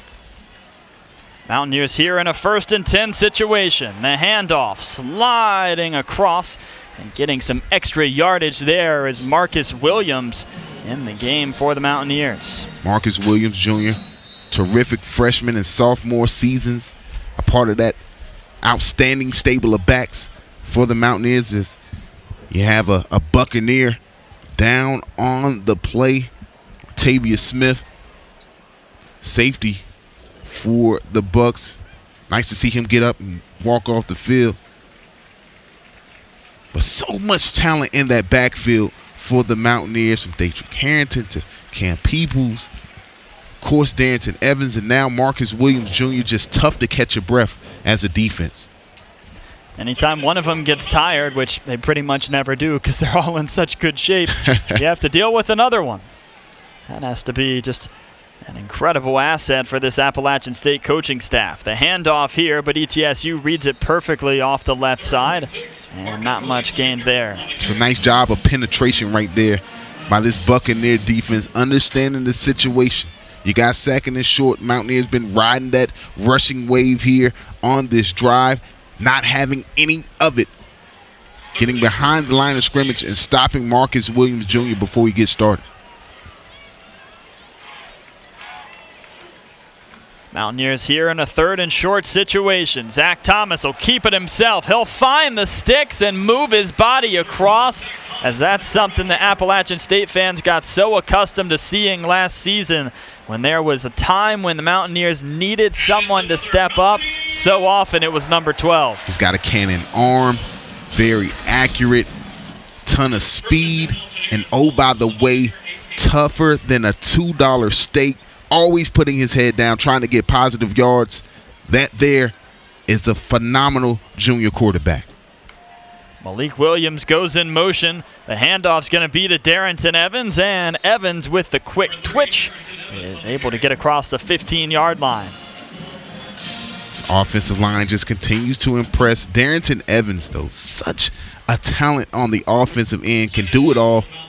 Runs the ball very effectively out of the backfield, can even line up in the slot for you to give you a different look.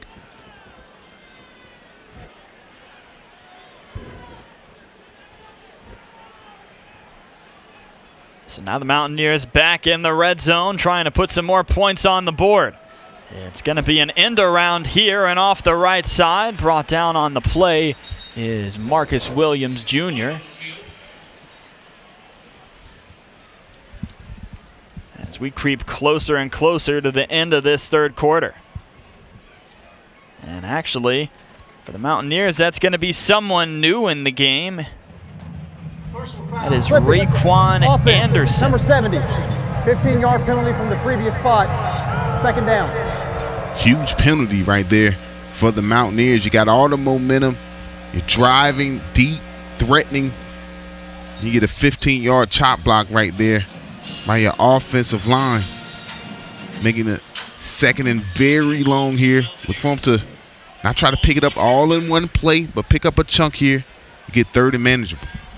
And you think about what a key drive this is. Appalachian State could continue to separate themselves, or ETSU could be right back in it. Zach Thomas from his blind side finds Thomas Hennigan. How in the world did that happen? Thomas Hennigan stuck with the play the entire time. Zach Thomas had someone on his back, but still had enough strength to make the throw, and the Mountaineers show that when it looks like they can't do it, you can never say that this team is out of a play. What a play, partner. As you said, Zach Thomas, someone draped all over him, still has the arm strength to get the ball down the field in double coverage to Thomas Hennigan, who uses that body of his, that big, huge body, to wall off the safety, and omits to come down with the jump ball and then the balance and strength to keep his feet and waltz into the end zone. That's a tremendous effort by 2 juniors here by the Mountaineers. Fantastic play.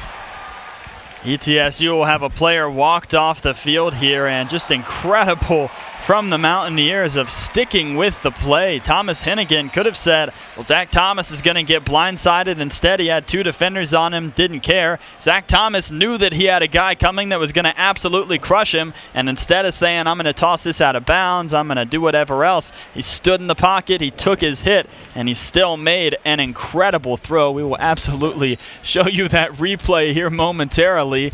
But let's see whether or not Chandler Staten can make this a 28-7 lead for the Mountaineers. Just a humongous circumstance there. And Staten indeed does. It's the second time today, partner, that we've seen Zach Thomas stand in the pocket in the midst of pressure and deliver. Somebody on his back throws it up to his big-time receiver, and Thomas Hennigan, who makes a fantastic adjustment. You see the shot delivered just as the ball being released. That's not easy to do, to be going full speed if you're Thomas Hennigan. Stick your foot in the ground, make the adjustment, period, and make the catch, keep your balance, and go into the end zone. That is a terrific effort right there by both of those young men. 8 plays, 75 yards for the Mountaineers. What a response to the first scoring drive by ETSU. After that penalty, it looked like trouble for Appalachian State. It looked like ETSU was going to get the ball back, maybe have another successful scoring drive and make this just a one-possession game. Just incredible there from a roster that was pretty young a year ago, but after having the experience that they did last season, has grown up and just done a phenomenal job here in this game thus far. This is kicked away, and it'll be brought out by Holmes as he has some space to get through. He'll get to the 30-yard line and then bring his body across before Appalachian State special teams unit can grab him. We've seen the confidence just continue to grow for Trey Mitchell in this football game. Last time out, led his team on their first scoring drive of the season. See what he takes it here on this next drive. You know he's coming into this drive with a lot of confidence after what happened during that last one. And that has to be really exciting for offensive coordinator Mike Rader. And how about this? Mike Rader, for some of the faculty at ETSU, is known as Dr. Rader. He has this doctorate in education, so a guy that wears many hats. And he's happy to see what his freshman quarterback's doing right now. Mitchell is going to hand it off to Sailors, and Appalachian State there immediately as Akeem Davis-Gaither and a few others are there to make sure there's not much gain. Demetrius Taylor, such a terror on that defensive line, does a tremendous job of getting penetration there. Offensive line just not quick enough to get over and get the hinge block, and Taylor knows exactly what to do once he gets his hands on the ball carrier. So 2nd and 12 a few drives ago was a big worry for ETSU with the offense not having a bunch of explosive plays. But now we've seen some long balls from Mitchell. He throws out to his left, and the play cannot be made along the side as he was trying to find Anthony Spagnoletti.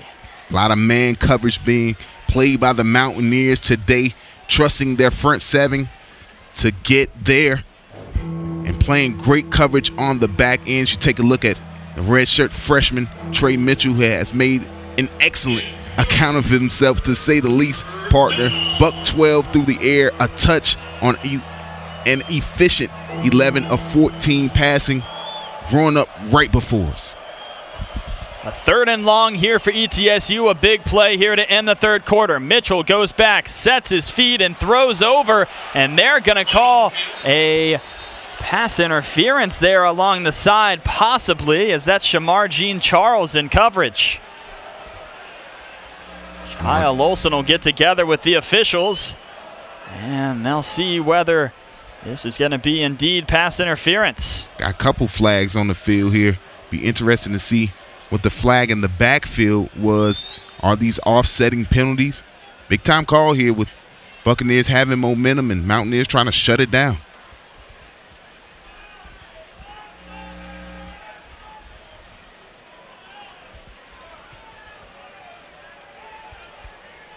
Kyle Olson continuing to have a discussion.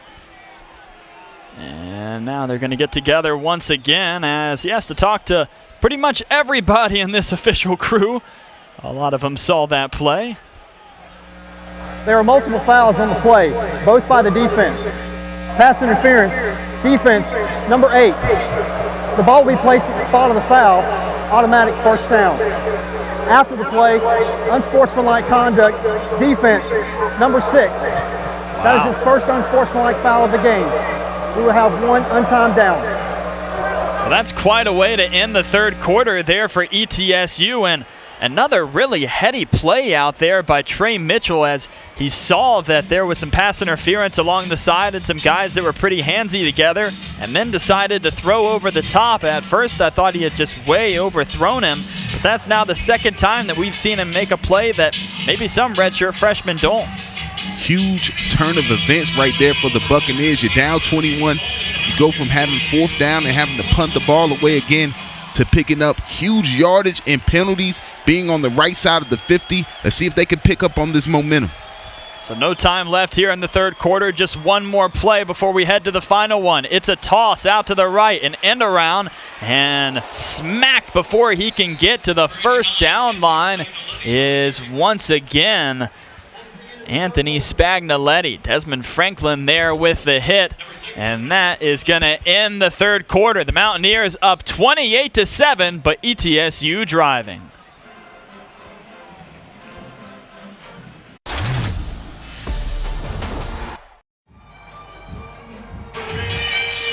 Well, Ted Roof, the defensive coordinator for Appalachian State, trying to have his unit stand up here and shut down this ETSU crew. Ted Roof, NC State's associate head coach and co-defensive coordinator last year, has been a part of 13 bowl appearances. He was Auburn's defensive coordinator from 2009 to 2011, highlighted by that national championship. You know who else was on that staff? Elia Drinkwitz. How about that? ETSU trying to continue this drive and put some more points up on the board. The snap comes low, the handoff goes, and Appalachian State shuts that down as Josh Thomas gets the arm around Quay Holmes. Big time play right there by Josh Thomas coming up from his safety position on the blitz. Nice call right there. You talked him up, defensive coordinator Ted Roof, understanding the situation was coming, brings that run blitz, stifles the run in the backfield. It's maybe 4 down territory though for the Bucks, being down 20-21 this late in the ball game. A big situation here, 3rd and short. Mitchell's going to stay in the shotgun. He throws over the top, and there will be no flags on the play. Surprised about the call there, but Mike Rader has had some success going deep in those situations. And now you've got to assume the ETSU is going to go for it here on 4th down. Well, like we said earlier, it's 4 down territory, so why not take a shot if you're the Buccaneers? 4th and 1, you trust your offensive line and your running backs in this situation to pick it up on 4th down if you need to. So go ahead and take a shot on that 3rd down play. Let's see if he lines up in the shotgun once again, or if they go with the QB sneak like they did earlier on. We're going to see Richburg go in motion. And now he will drop back. Has some time. It's batted at the line of scrimmage, and Appalachian State will get a turnover on downs. How about Caleb Sperling? Not able to get home to the quarterback. So what do? You get big, get your hands up, and deflect the pass. A sure enough first down pitch and catch right there for the Buccaneers, but Sperling having none of it, coming up with a big-time stop right there as this Mountaineer defense. Now, if this offense for the Mountaineers can put the ball in the black, they may put this one away. That's the goal as Zach Thomas and company head back out on the field. But Billy Taylor's defense has something else in mind.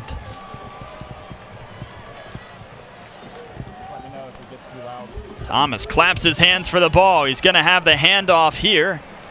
And continuing to churn his legs and move more and more forward is Daytrick Harrington. Harrington hasn't been in the game in a little while, but once he gets back in, he's ready to get some very important yardage for the Mountaineers. Talked about it earlier. As long as your legs are churning, you are still on your feet. Just look at Zach Thomas, having him another solid day.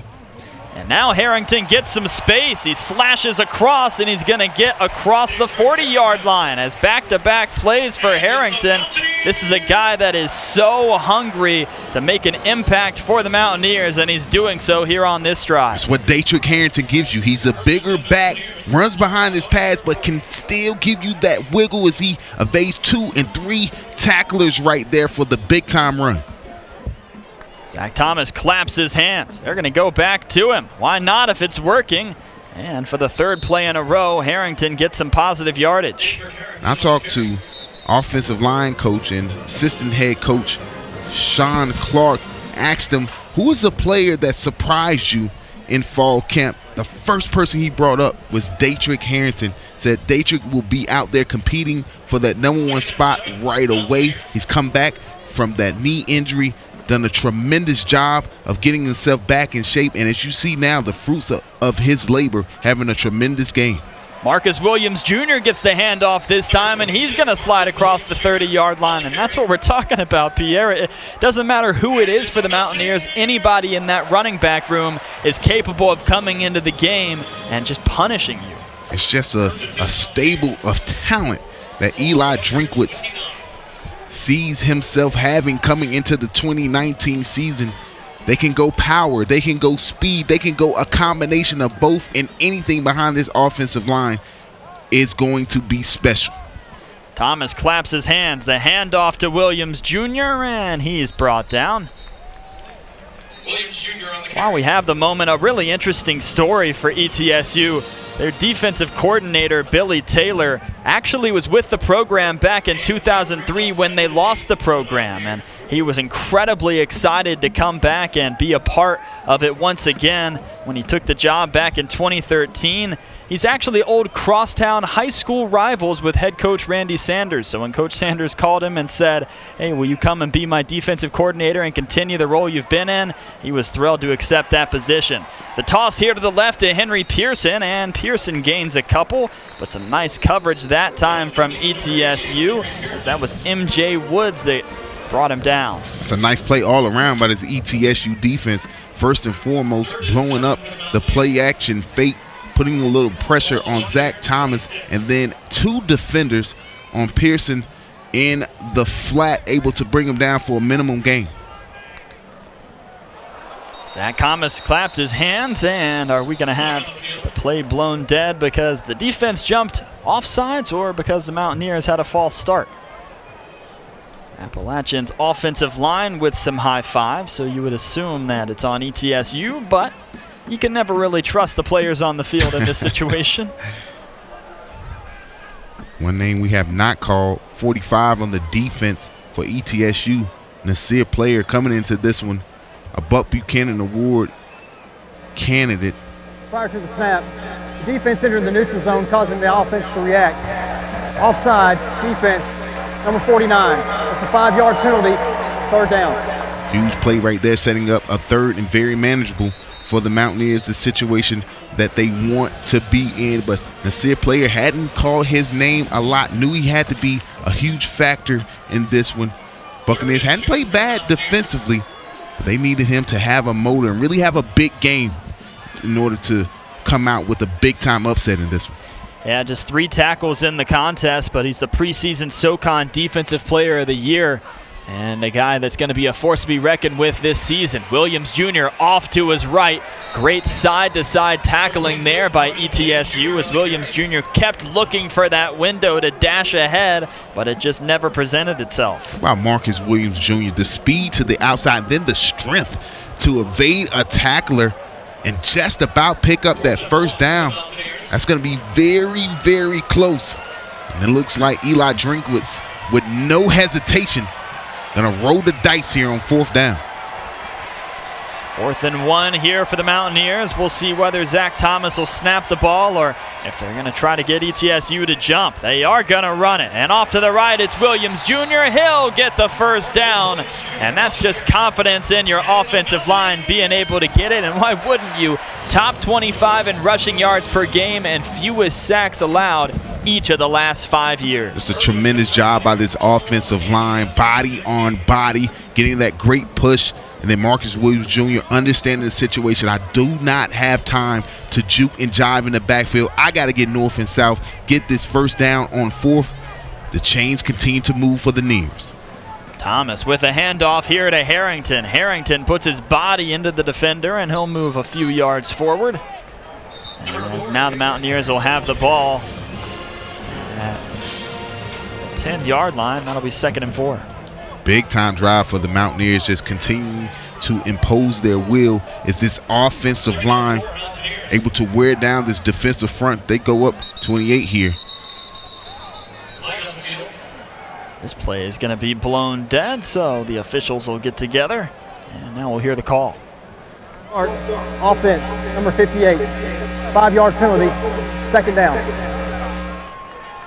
That's going to be Ryan Newsel again, and some frustration from him as that's his 2nd penalty in this game. But a guy that has done an incredible job for the Mountaineers every time he's lined up at left guard. And big time penalty there. Those 5-yarders, again, they don't seem like much, but they can kill your momentum and the drive. See if the Mountaineers can come back from that. A welcome sight, though, if you're on this ETSU defense. Thomas fakes the handoff to Harrington. Instead, it's going to be a toss. And now rushing ahead and finding himself in the end zone is Jalen Virgil. The Mountaineers track star was ready to land in the end zone. Tremendous play design from Eli Drinkwitz. You've been running the ball with success all afternoon long. This time, you come off the play fake, get the end around to your speedy receiver and Jalen Virgil. He does the rest. Great blocking down the field, not only by the offensive line, but by his compadres at receiver. Thomas Hennigan throwing a great block there to spring him free. Mountaineers looking to go up 28 and possibly put this one away. As you see the end around there, and then the crackback block right there on the inside by Hennigan. Springs Virgil free. He does the rest with those wheels, getting into the black. Now another player down that ETSU is going to have to take a look at, and now he'll walk off the field. And it has to be some frustration from ETSU of all the guys that have gone down in this game. Hopefully all of them will be able to play next week when they take on Shorter, and that's going to be a 7:30 kickoff in Johnson City. But you want to see all these guys healthy at the end of this contest. Andrews Dayton will get another opportunity to punch the extra point. A much different view for him here this season than the one that he had last year, but it hasn't bothered him too much thus far. As he's successful, and now it is a 35-7 lead for the Mountaineers. We have 9:34 remaining in this contest.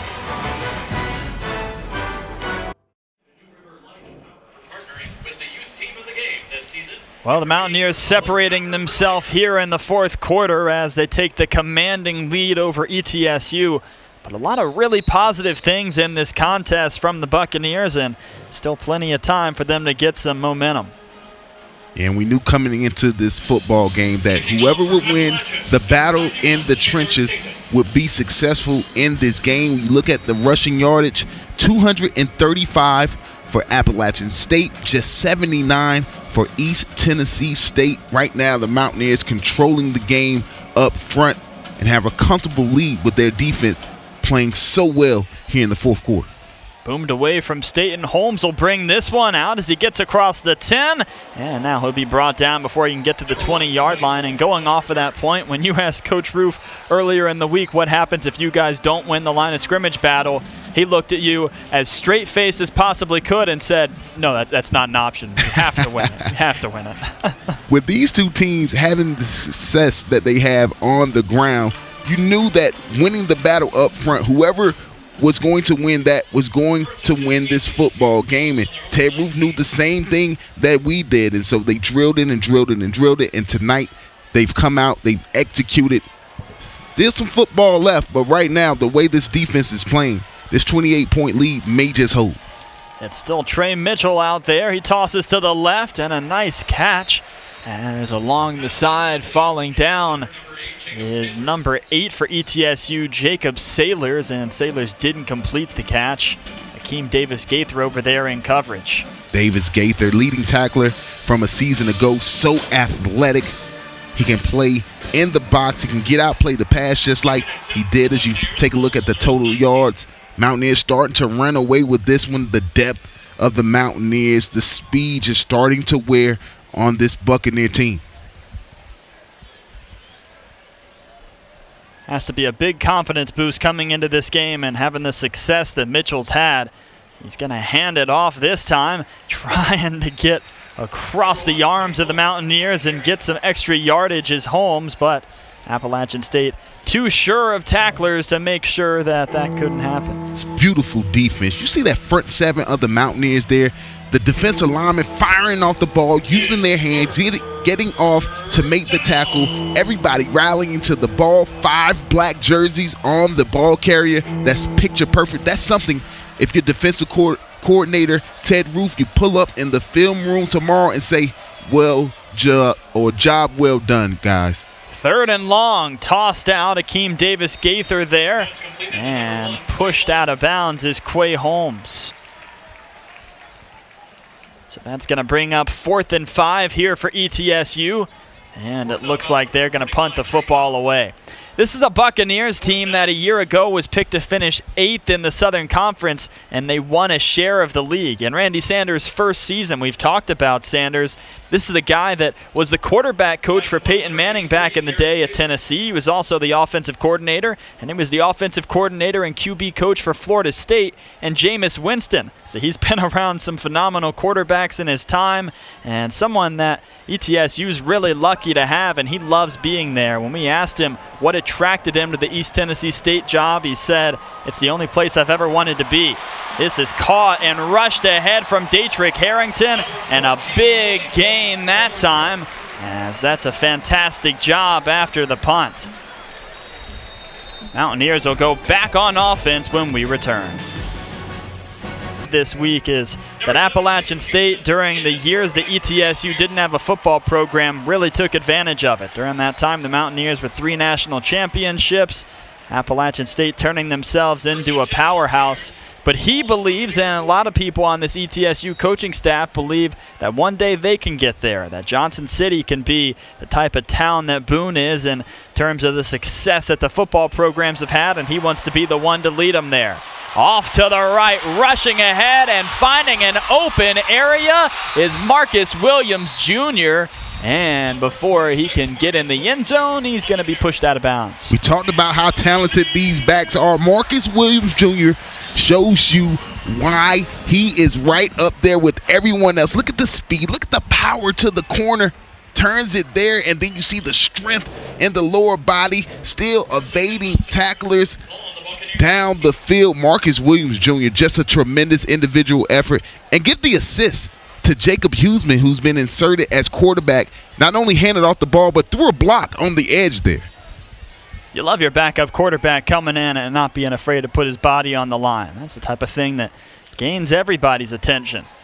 The handoff here, ETSU there on the play to make sure nothing much happens. Just so tough to go 60 minutes against this Appalachian State offense, the way their offensive line just continues to come at you and grind it out. And you see this front 7 for ETSU just start to wear down. These rushing yards starting to pile up, nearing that 300-yard mark, which is always the benchmark for a great offensive line.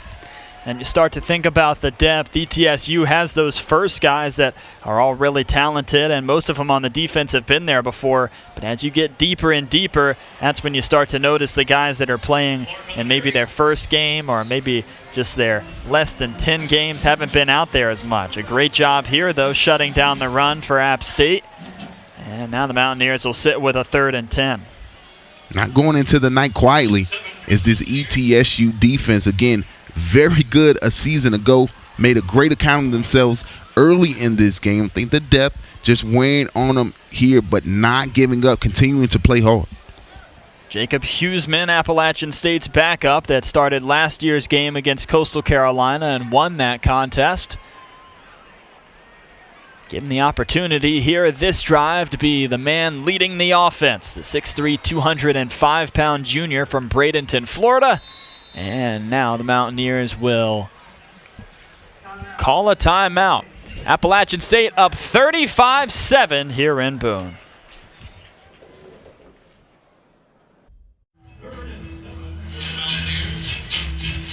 What a beautiful shot that is of Kidd Brewer Stadium here from our fantastic ESPN Plus camera crew. And in the background, before we zoom in there on the defense, you can see the Appalachian State fans jumping up and down. Some of them have left, but a lot of the student section wants to stay here until that final whistle. Been a long time since they kicked off the season here at Kidd Brewer Stadium, 2015. These fans chomping at the bit today.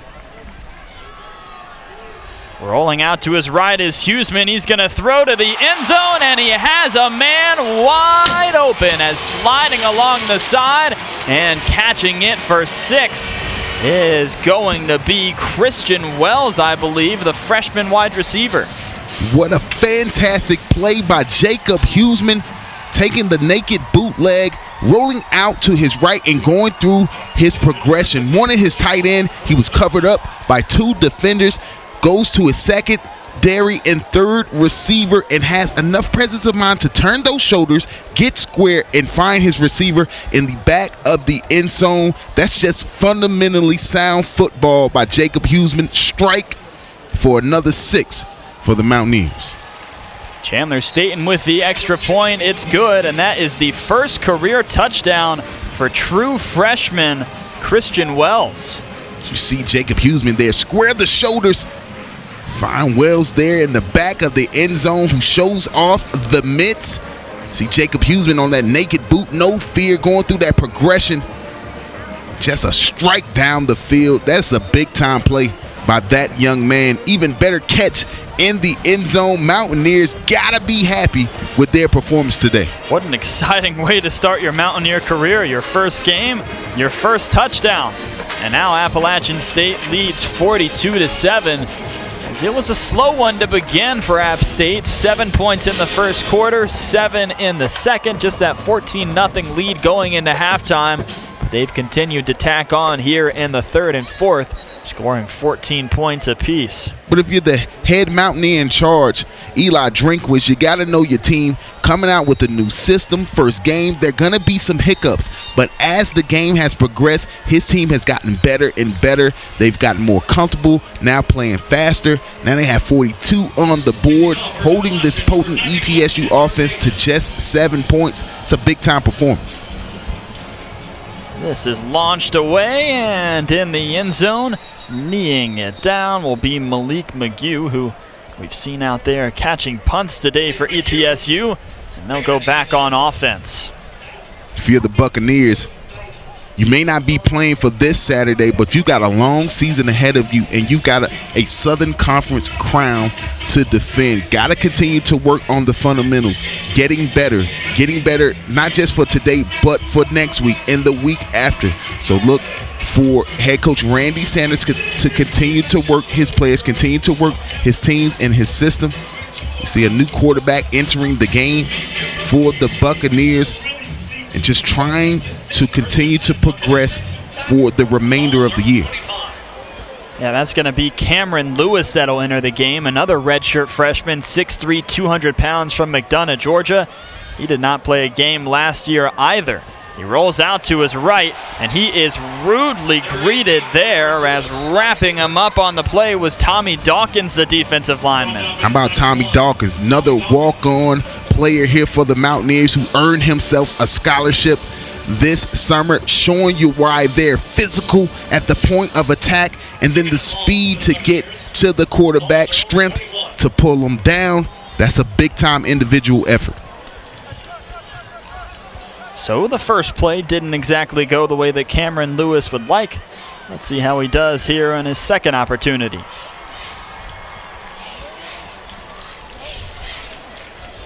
He's going to fake the throw, and now we'll hand off, and rushing ahead and getting some space on the play is one of the backup running backs here for ETSU. That is DJ Twitty. It's a huge run right there by Twitty.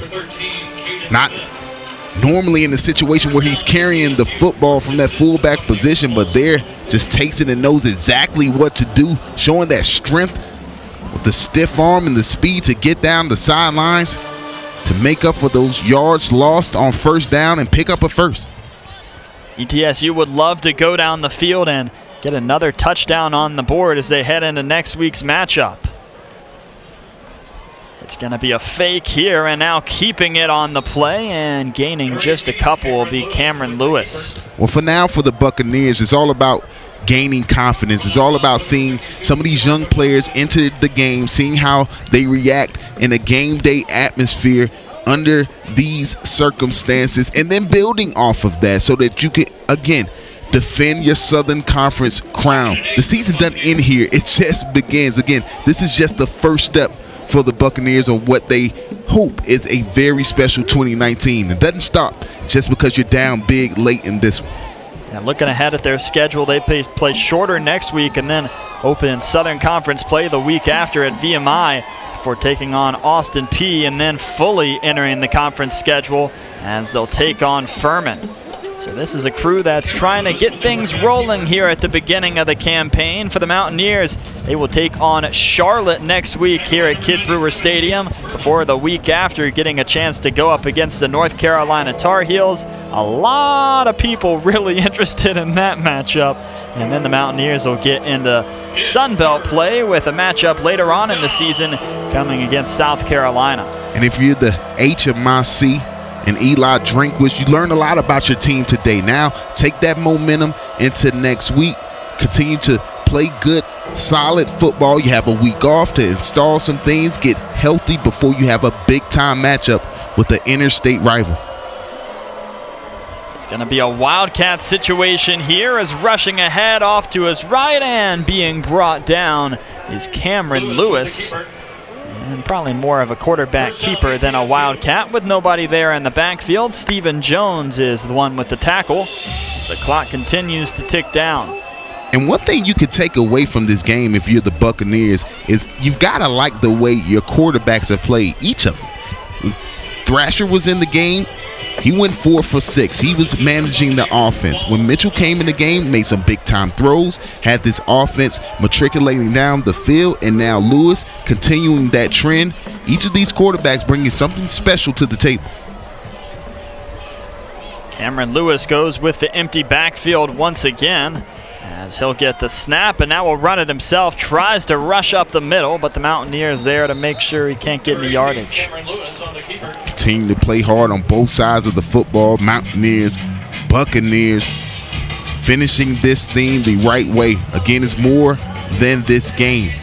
A lot of pride on the line for this Mountaineer defense. You held this team to just 7 points. Want to continue to keep them off the board if you can. And for the Bucs, again, just continue to press forward. Now Trey Mitchell coming in the game for ETSU. He'll get an opportunity to continue this drive.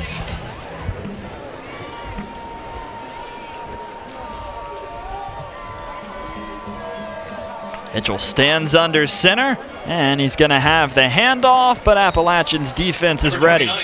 Very different offense with Mitchell in the ball game. You go from the shotgun where the quarterback doing most of the running to going under center, trusting your running backs. I think Lewis there just needed a blow before he came back into this game to try to finish this drive. So Trey Mitchell will head back out. And now a continued conversation here before we see back out on the field Cameron Lewis.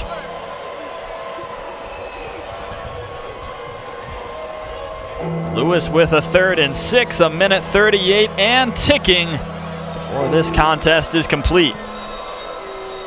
And now we're going to see a timeout from ETSU. That's going to be their first one here at this half.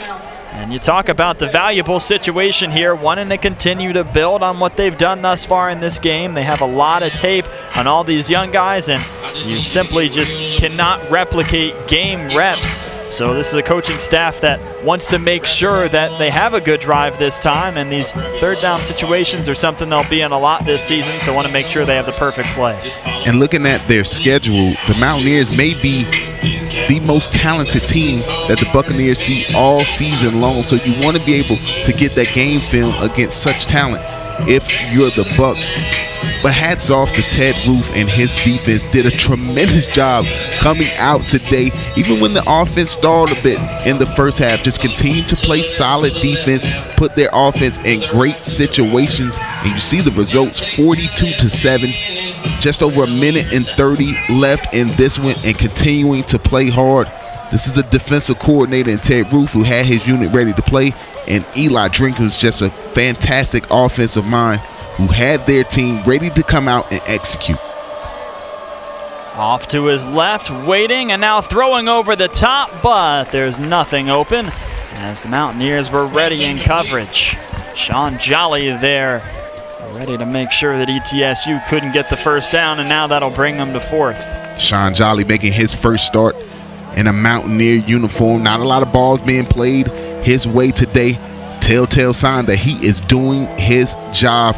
The cornerback play here at Appalachian State has been tremendous the last 3 to 4 years, and it just continues here today. It's fourth down. So fourth down for ETSU. Cameron Lewis stands alone in the pocket. Appalachian sending the full house. The ball's tossed ahead. He's open and sliding across for a few extra yards is Malik McGew. Great Marco play call. Jackson there on the tackle. Excuse me, partner. Great play call right there by Mike Rader, understanding the situation, knowing that Ted Roof is going to come after you on the defensive end. So what do? You throw the middle screen to your outside receiver, let that rush get past, and pick up the first down yardage. Nice chess match going on here on this drive. ETSU is going to see the clock tick under 1 minute before they snap it here. They do still have 2 timeouts left if they want to try to find their way into the end zone before this game's wrapped up. And now Cameron Lewis stands ready to receive the snap. He rolls to his left. He's going to run that way, and he'll gain a few yards. The ball's loose, and the Mountaineers have it. Now it looks like it's loose again. And let's see who comes away with it for the black and gold.